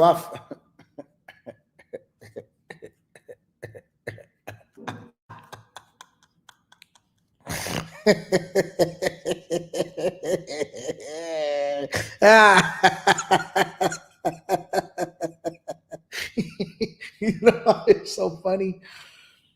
Because you voted for this dumb shit. Y'all voted for these people. And you tell me that your vote don't matter. You said your vote didn't matter. No, that's not that. See this? That's me under the table. I got a bronze stand under my table, for those of you that may not know. It's marble and bronze under here. All right. It's marble and bronze over here. Y'all voted for this. Y'all absolutely voted for this. I'm just amazed. Not only did you have a low voter turnout rate to where the people in the community didn't participate, but y'all also voted for this. Why? Why would y'all do this to yourself? Why would y'all do this to yourself? Yes, they did vote him in. Soundbite shockers. Yes, they did. You have a choice of everybody that's on your school board, everybody that's a judge, the governor, the mayor, and y'all still got 50 fucking aldermen.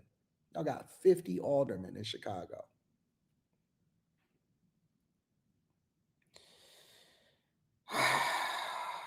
Trump is coming. Trump is coming. Trump is coming. Trump is coming. Trump is coming. Trump is coming.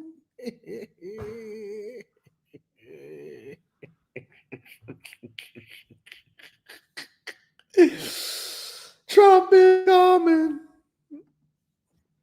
Don't worry. Yeah, you know where that's from, Trey?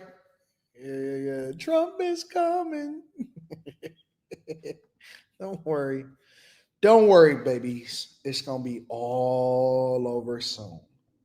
It's going to be all over very, very soon. We're going to go ahead and alleviate all of y'all property. We're going to raise the property taxes. We're going to take over y'all properties. We're going to have y'all file for bankruptcy. We're going to restructure Chicago. We're going to get the property taxes down, and then we're going to go and buy y'all properties up, and then we're going to go ahead and start charging y'all rent to relive in the places that you used to own. Don't worry about it. We're going to gentrify Chicago. I'm going to be right there at the forefront of it. I'm going to be at the tax auction buying all of y'all properties. Anton, this is a 700,000 property. What are you buying it on for only $150,000 for? Man, I'll take that property. 75,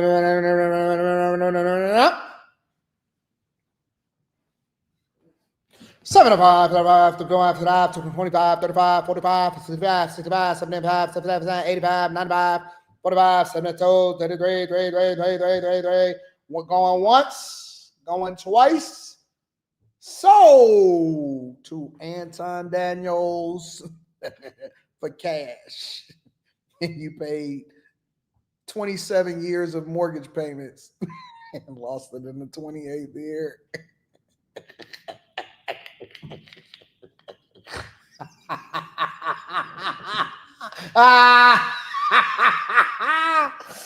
Oh.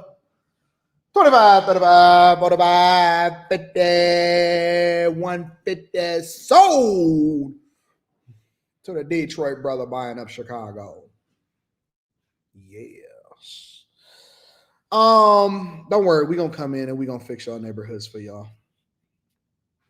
We're gonna come in and fix your neighborhoods for you guys. We're coming to Chicago. We're gonna make it nice. We're gonna put some flowers up. We're gonna move white people in. You know you don't like your neighborhood until white people come in. We're gonna move white people and Asians into your neighborhoods. We're gonna raise the property values, and then we're gonna sell them back to you because we know that you like to go to the places that the property values is already high because that's what you think is stunting. You don't like it unless it costs a lot of money, so we're going to sell it back to you in the community, and you're going to start looking at it. We're going to brand it as a generational wealth move. Oh, God. Don't worry. We know you'll make a podcast about it and complain. You, Angela Rye, Tiffany Cross, Taking Back America pod.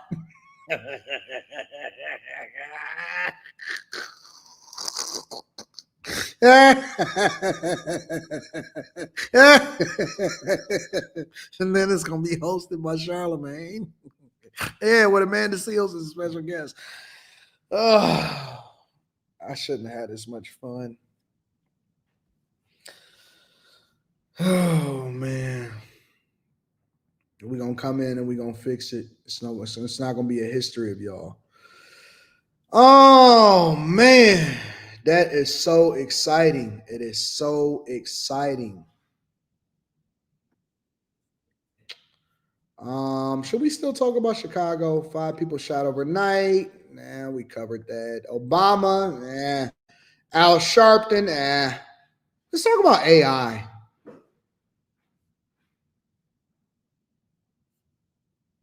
Let's talk about AI. I want to talk about AI. Let's see.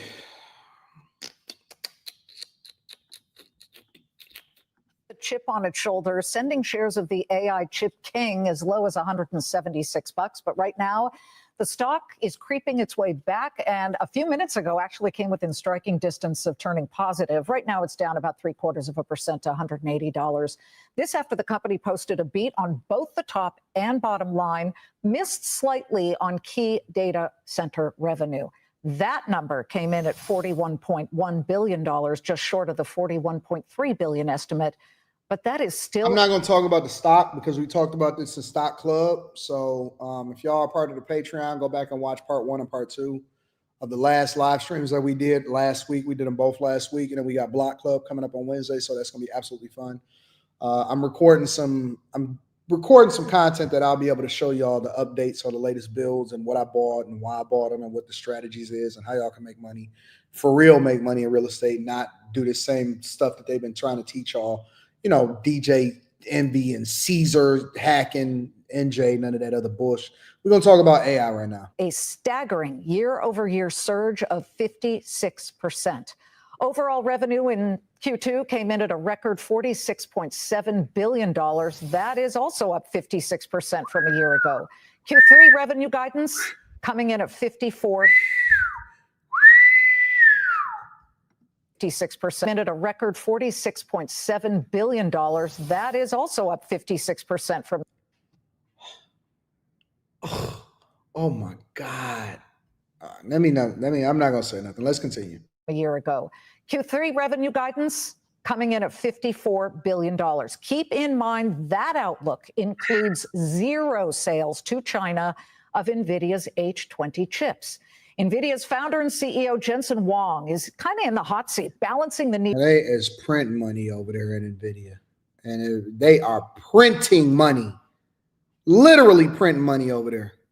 Needs of shareholders with the desire of the Trump administration to control chip exports to China and make money off NVIDIA sales. You know, I hate when people say stuff like this.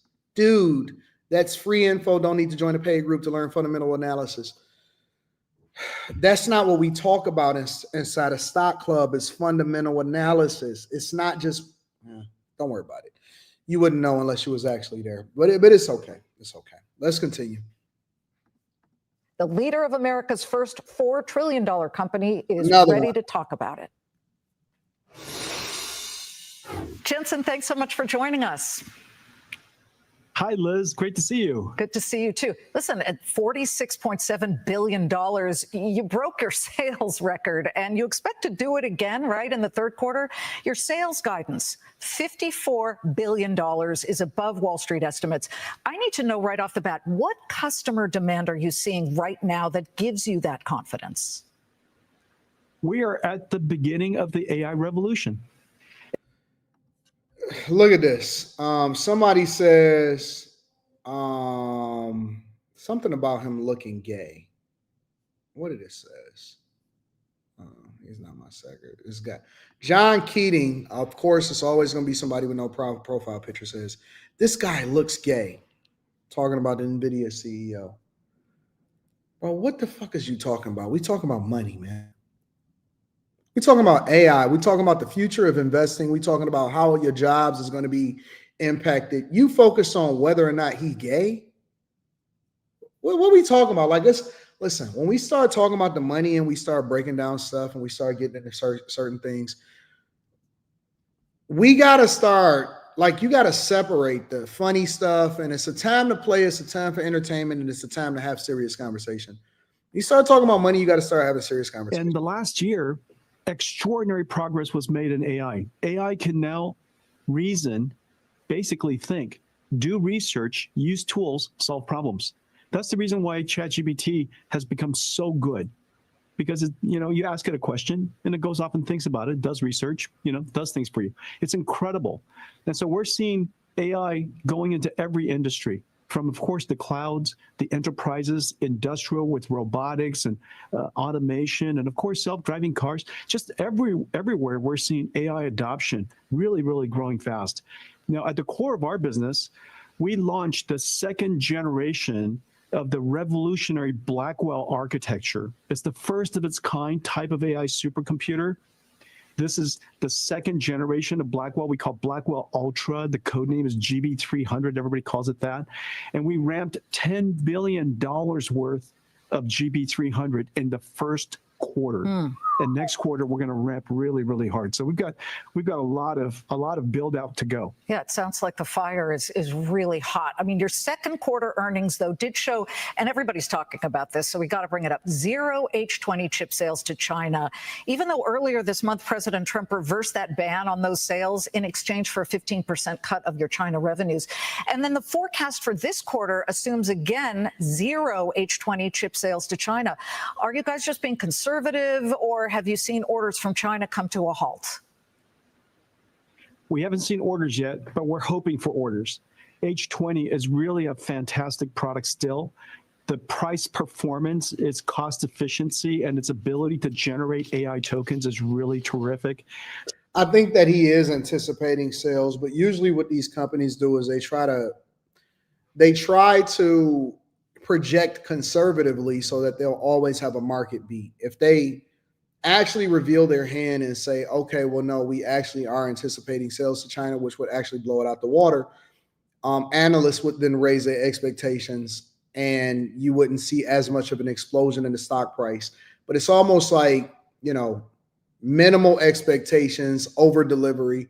And so I think that they're 100% going to make sales over to China. It's no way that they're not going to make sales over to China. Because I think that China is also developing their own chips, but they're nowhere near as advanced as NVIDIA. So I fully expect and I hope for POs for H20.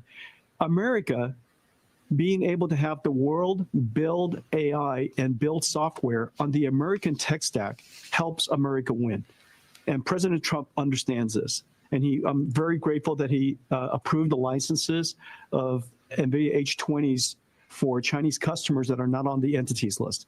And so I'm hoping we're now free to be able to sell to them. When the orders come in, we have some H20s built for this coming quarter if the orders come in.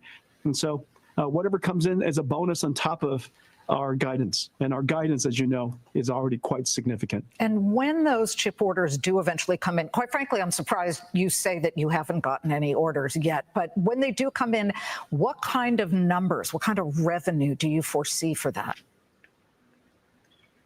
The AI market in China is probably about $50 billion to us. Several quarters ago, we were running umpteen billion per quarter. And then when H20 was banned, it went to zero. And so my hope is that we'll be able to go back and address a significant part of that $50 billion. And it's growing, just like the United States is growing. And the rest of the world is growing in AI. So the China market is definitely growing really fast. And I'm looking forward to it. Well, you've made it clear you're eager to sell not just the H20, but even the Blackwell, your most powerful chip, to China. Have you had that conversation yet with the Trump administration?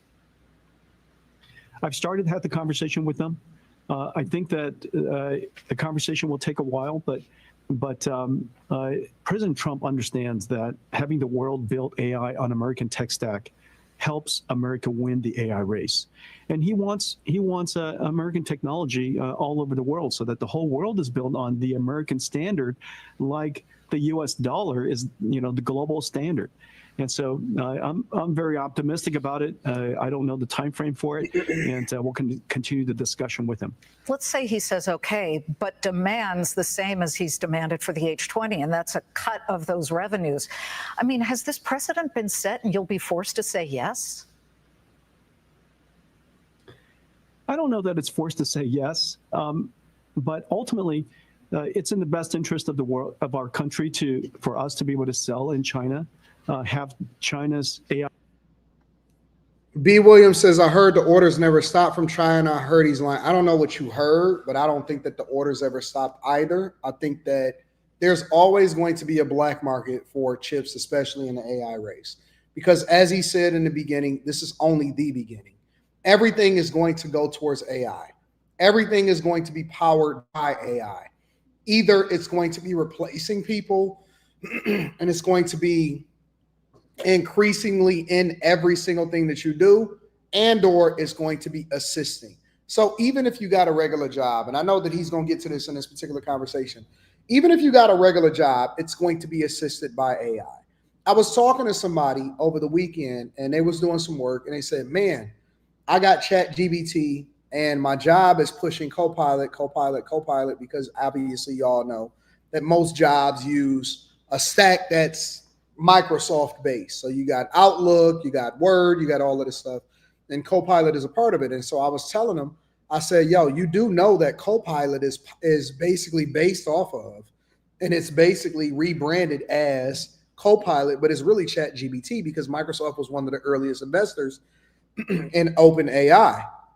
And so they put in a question, an extensive question, a prompt for both ChatGPT and for Copilot, and they got the exact same answer. And I was like, see, that's how you know it, right? That's how you know that it's basically the exact same thing. And Microsoft, that's why they made that significant investment for that. Yes, Copilot is literally ChatGPT rebranded because Microsoft is an early investor in OpenAI. And so they adopted it, and that's why they're partly winning the AI race, okay? It's assisted with everything that you do. You're going to be required as a person that is in corporate or a professional environment, you're going to be required to know AI. I don't care how great your job is, how instrumental you are. I don't care if you're going to become a tradesman. It will be implemented in your business. You will have to know AI in addition to whatever your professional field is. And if the colleges were smart, they would be implementing this in order to market themselves more to people in their regular professional curriculums to make sure that students are prepared for the next generation or for the world now that the world is evolving.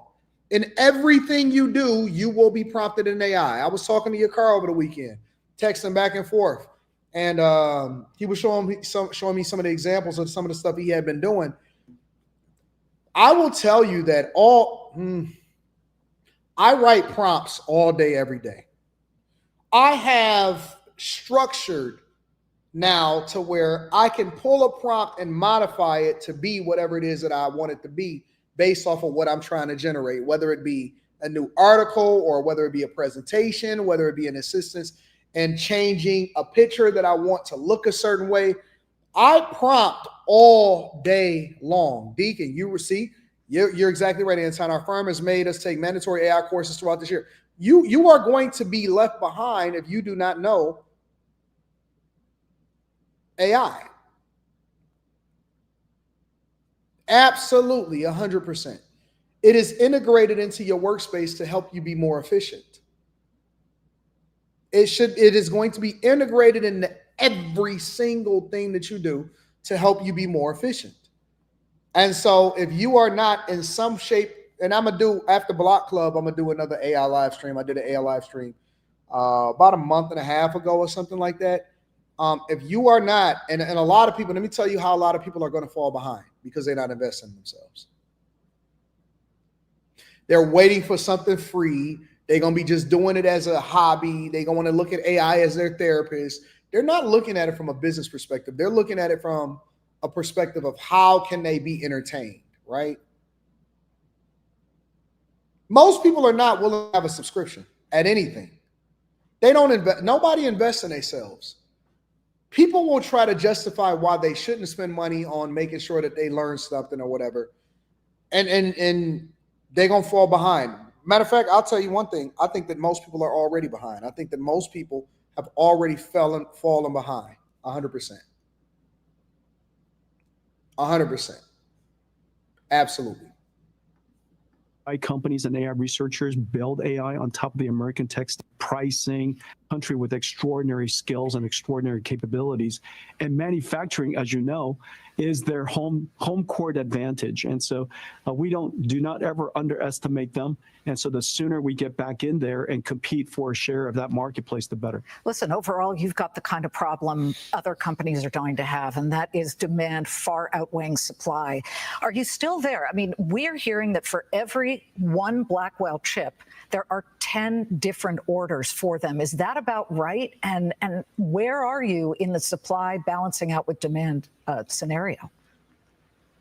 Well, we did $46 billion, as you mentioned earlier today. And over the course of the next 5 years in this decade, I estimate probably about $3 to $4 trillion of AI factory infrastructure will be built out. You know, out of a gigawatt data center, for example, the gigawatt data center is like $50 billion all in. Out of that, about 30 to 35 billion of it is computing and networking and all the type of computing gear that NVIDIA provides. And so NVIDIA's opportunity within that $3 to $4 trillion within this decade is quite significant. So we're in the beginning of this build out. And so we have. He's going to obviously surpass Elon Musk as the richest man on paper on earth. Many years of growth ahead of us. And it looks like it. I get that. But OpenAI, Sam Altman, you've partnered with him in the past, and you're doing so, I believe, with Stargate. But he mused recently that there is a bubble, and that basically would suggest that spending on AI cannot continue at this torrid pace. Do you see a bubble? Are you with him on that? I see a very different picture. In fact, OpenAI is doing incredibly well. They just had their first $1 billion month. This is a company that was in generating revenues not so long ago, just about. AI companies are going to be the new Google, the new Apple, and the new Google. That's all it is to it. Really, at this point, it's really a matter of adoption. It's a matter of how many people can you get into your. And I told y'all this before. It's a matter of how many people you can get into your ecosystem. Because once you join one ecosystem, more than likely you never leave. And so what OpenAI, for example, which is ChatGPT, what they're basically doing is customizing to where everything that you do is personable, right? The more that you use it, the more it learns about you, and your account is going to be based off of the history that you have with it. So if it knows what your job history is based off of the different questions that you've asked it before, and you start to integrate it into your personal life, the answers that you get is going to be tailored towards you. It's not going to be a standard answer that it has for regular everyday people. It's going to be tailored towards you, the individual, right? The more that you prompt, the more that you ask it questions, the more that you participate with it, the more that it becomes integrated into your life. You start to name it. It knows exactly what your personal life is. Then you become a part of the ecosystem. You never leave it. And so then people are going to have to make a choice of whether or not they want to be in an OpenAI ecosystem, or they want to be in a Grok ecosystem, or they want to be in a Google's Gemini ecosystem. And so the fight is for the customer. See, Mackenzie just said it. Grok is my second brand. Mackenzie is not giving up Grok no more. Mackenzie is not giving up Grok. Oh, it definitely will.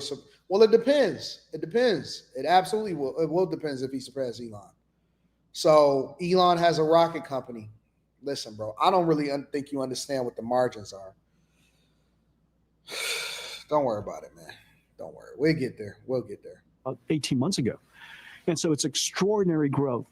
In fact, if you take all of the y'all not really paying attention so to many the opportunities. You're talking about the education space. You're talking about the manufacturing space. You're talking about the personable space. You're talking about everything that you can think of, making it easier to build buildings, automotive, being able to design much faster and quicker. People that were clay designers are going to absolutely be upended. Everything is going to change. Everything. Your ability to work is going to be, bro. Somebody did something. They showed me something this weekend. I'll say it like this, and then we'll go ahead and wrap it up because I got to get over to this gathering, right? Somebody showed me something this weekend that I did in college and it took me a day and a half to do. They did it in 3 minutes. I had to prove, for example, your car, for example, he was showing me something. And I remember when I was taking Photoshop in college and, you know, we would take old pictures. One of the classes I would take an old picture and then we had to color it and make it look more modern in order to bring it to life, right? Honestly, we had to color it and all that, but we had to show all of the layers in Photoshop in order to do it. Literally, you can upload an old photo and then color correct it in 2 or 3 minutes based off of certain prompts.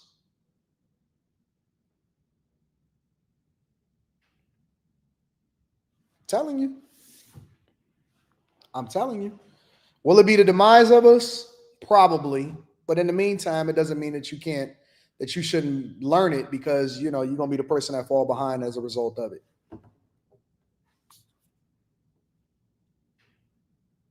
Just telling you, bro. I don't even use Photoshop the same way no more, man. I don't use none of the apps that I used to use it the same way that I used to use it no more. It's just different, man. It's just different, honestly. But anyways, listen, man, it's been a great show. I'm glad that y'all tuned in. I'm glad that y'all tapped in. We're going to be back at it tomorrow. If you at work, don't worry. If you at the daycare, don't worry. For Labor Day, we went a little bit off. You know, we did a little bit more cussing than usual and stuff like that. I know the people say, Anton, try to do. Nah, listen, we had to do it. Keep me on your TVs throughout the week. Don't worry. We're going to censor our language a little bit more for the daycares, for the offices, for all of that. And so we're going to be back at it. Also have the live stream tonight with Q. So make sure y'all tune into the live. Enjoy your family. Have a good time. Look at the videos that I've been dropping because they've been dropping the whole time while I've been on this live stream. And then after that, tonight, we're going to give y'all that entertainment tonight on the Q show, all right? If y'all have not tapped into the Patreon, make sure you tap into the Patreon. Link is in the description. The best time to join the Patreon is the beginning of the month. And so if you're looking to rock out with a group of people that's going in the direction that you're going in, make sure you do so. Before you leave, go ahead and subscribe so that you'll get notification and turn on your notifications so you'll get a notification when we go live every Monday through Friday. It don't matter if it's a holiday, the weekend, or whatever. We're going to figure it out, all right? I love y'all. I appreciate y'all. This has been a great live stream, and I'm going to holler at y'all later. Oh, let me read the super chats. Can't go without reading the super chats and acknowledging the people. John McGuire says, a good day-to-day revenue maker for custom shops is high-end detailing, pays the rent on the slow days. Okay, that's a smart thing to do. I think that's smart. DGN says the custom game screwed up right now unless you're in a good market like Miami or LA. Or you may be in an underserved market where they got a lot of money and it's an upcoming market. Hayward Cole says, my fault is spelled Beijing, the fake hair stuff. Maurice Neal says, happy Labor Day, 80. Happy Labor Day to everybody. Happy Labor Day to all of y'all in the bag chasers. Shadow says, you're a C student, Anton. I'm just a guy with a GED. Maybe the chat can help us with this math. 50 shot, 8 dead, safe city. Eric Wolf Harris says, this is terrible. Al Sharpton just mad because the market is thriving. Trump is proving every liberal wrong. Rosita Attila says, not all seniors are woke, and I ain't. That's what I'm talking about, Rosita. That's what I like. That's what I like. Everybody ain't woke. Everybody ain't trying to go down this stupid path. Anthony Boom says, Pritzker just had the National Guard deployed for the DNC convention last year, but now he needs it to be an emergency for Trump to do it. Hypocrisy. Facts. P. Shank says, they look tired, boss. It appeared they have worked less, suffered, blamed others, and expected handouts from the government, and AI can make that happen. I like that. Hold on, let me see something real quick. Did I request my car? I don't think I requested my car. That's interesting. Shout out to you, Miss Sanchez in the building. Said, just saying, what up, Miss Sanchez? Yeah. Nika, please, says, in a little more than 24 hours, 12 people shot in Bronzeville alone. I drove past that gathering going home and knew something was about to go down. Yep. Got to be situationally aware. Gerald Davis says, aloha, AD. I was wondering the same. I saw this back in June when I went home to VA Beach. They were having baby boomer rallies. I question who's paying to radicalize them using 50s tactics in 2025. Silent Sniper says, I'm at the point where when these criminals are caught, don't even send them to jail, just take them out back and give them the same treatment, but 47 is the problem. Nika Please says, heard a rap lyric the other day, shorty shooting and they ain't aiming. Welcome to Chicago, B, we ain't playing, and they mean it. Gary says, just graduated college, seeking advice on finding a good job to work while I prepare for my long-term career. Any guidance? Any job is a good job. Stay home. The question is, what do you do with the money once you get it? What do you do with the money once you get it? The problem is people like to move out on their own and all of that stuff. Stay home, go home, go home, go home, go home. And y'all need to start practicing group economics. Ambitions of a Rider 101 in the building. What up, though? Looking good. Oh, my God. You looking a little pretty over there. You know, Anton is weak for the ladies. Dean Murray says, AD, what metrics do you use to determine what industries are worth pursuing a career in, i.e. real estate, tech, auto, etc.? I don't necessarily know that I have a metric. It's really more or less just what it is that I'm looking to do. So, for example, real estate is a great place to get rid of money. Right? I'm not looking to necessarily make money in the interim or in the near term in real estate, but I'm looking for a way to be able to get rid of money while at the same time add to my asset class, right? So real estate fills that need. Stocks, for example, is a place where I want my money working because I need a place to have money stashed and also be liquid in order to be able to buy more real estate, right? When it comes to pursuing a career, it's a little bit different. Pursuing a career is basically some modification of STEM. You need to be looking at something that's going to be still around 10 years from now, right? Because we still want to make sure that we're making our investments, but you need to be looking at something that's going to be fruitful for you 10 to 15 years from now. When I got into software engineering in the early 2000s, I was paying attention to where the industry was going, not necessarily what it is that I was interested in. Just so happens to be a place that I was also really good at and I love doing and I love participating in. And so I was able to evolve with the industry. Everything is AI related, AI prompting, machine learning. Obviously, you want to start paying attention to data centers, networking, all of that type of stuff. Everything plays into that. And then obviously stuff that can't be upended, but we talk about that inside of the Patreon. Andre says, thoughts on options trading. Do you provide content or guidance on how to navigate the space, especially with stock like NVIDIA running up over time? I do not suggest people, I don't teach it. Let me make sure I say this right. I don't options trade. Everything that I invest in is long-term. Everything is a long-term play for me. I don't do options trading. I know that there are people out there that do it. I'm not into it. I don't do it. I don't teach it. And so you're going to probably have to tap in with somebody else to give you some insight on options trading. More Than Mellow says, our company has an internal AI using OpenAI. Yep. High Tolerance says at the pace ticket and gate agents are currently moving with failing customer service. It won't be long before they're AI'd out. That's a fact. Toon says you see Aurora, Colorado police officer slapped a man and shot him after the guy he punched squared up. Oh, send it to me. Email it to me at antondaniels413@gmail.com. Hey, AD package delivered. All right, cool. Got you. All right, listen, again, I appreciate everybody for supporting the platform. Make sure y'all tap into the Patreon. Link is in the description. Teach Henley. 40% off your first order plus 20% off for life. I love y'all. I appreciate y'all. I'm going to see y'all tonight on the Q Show. Peace.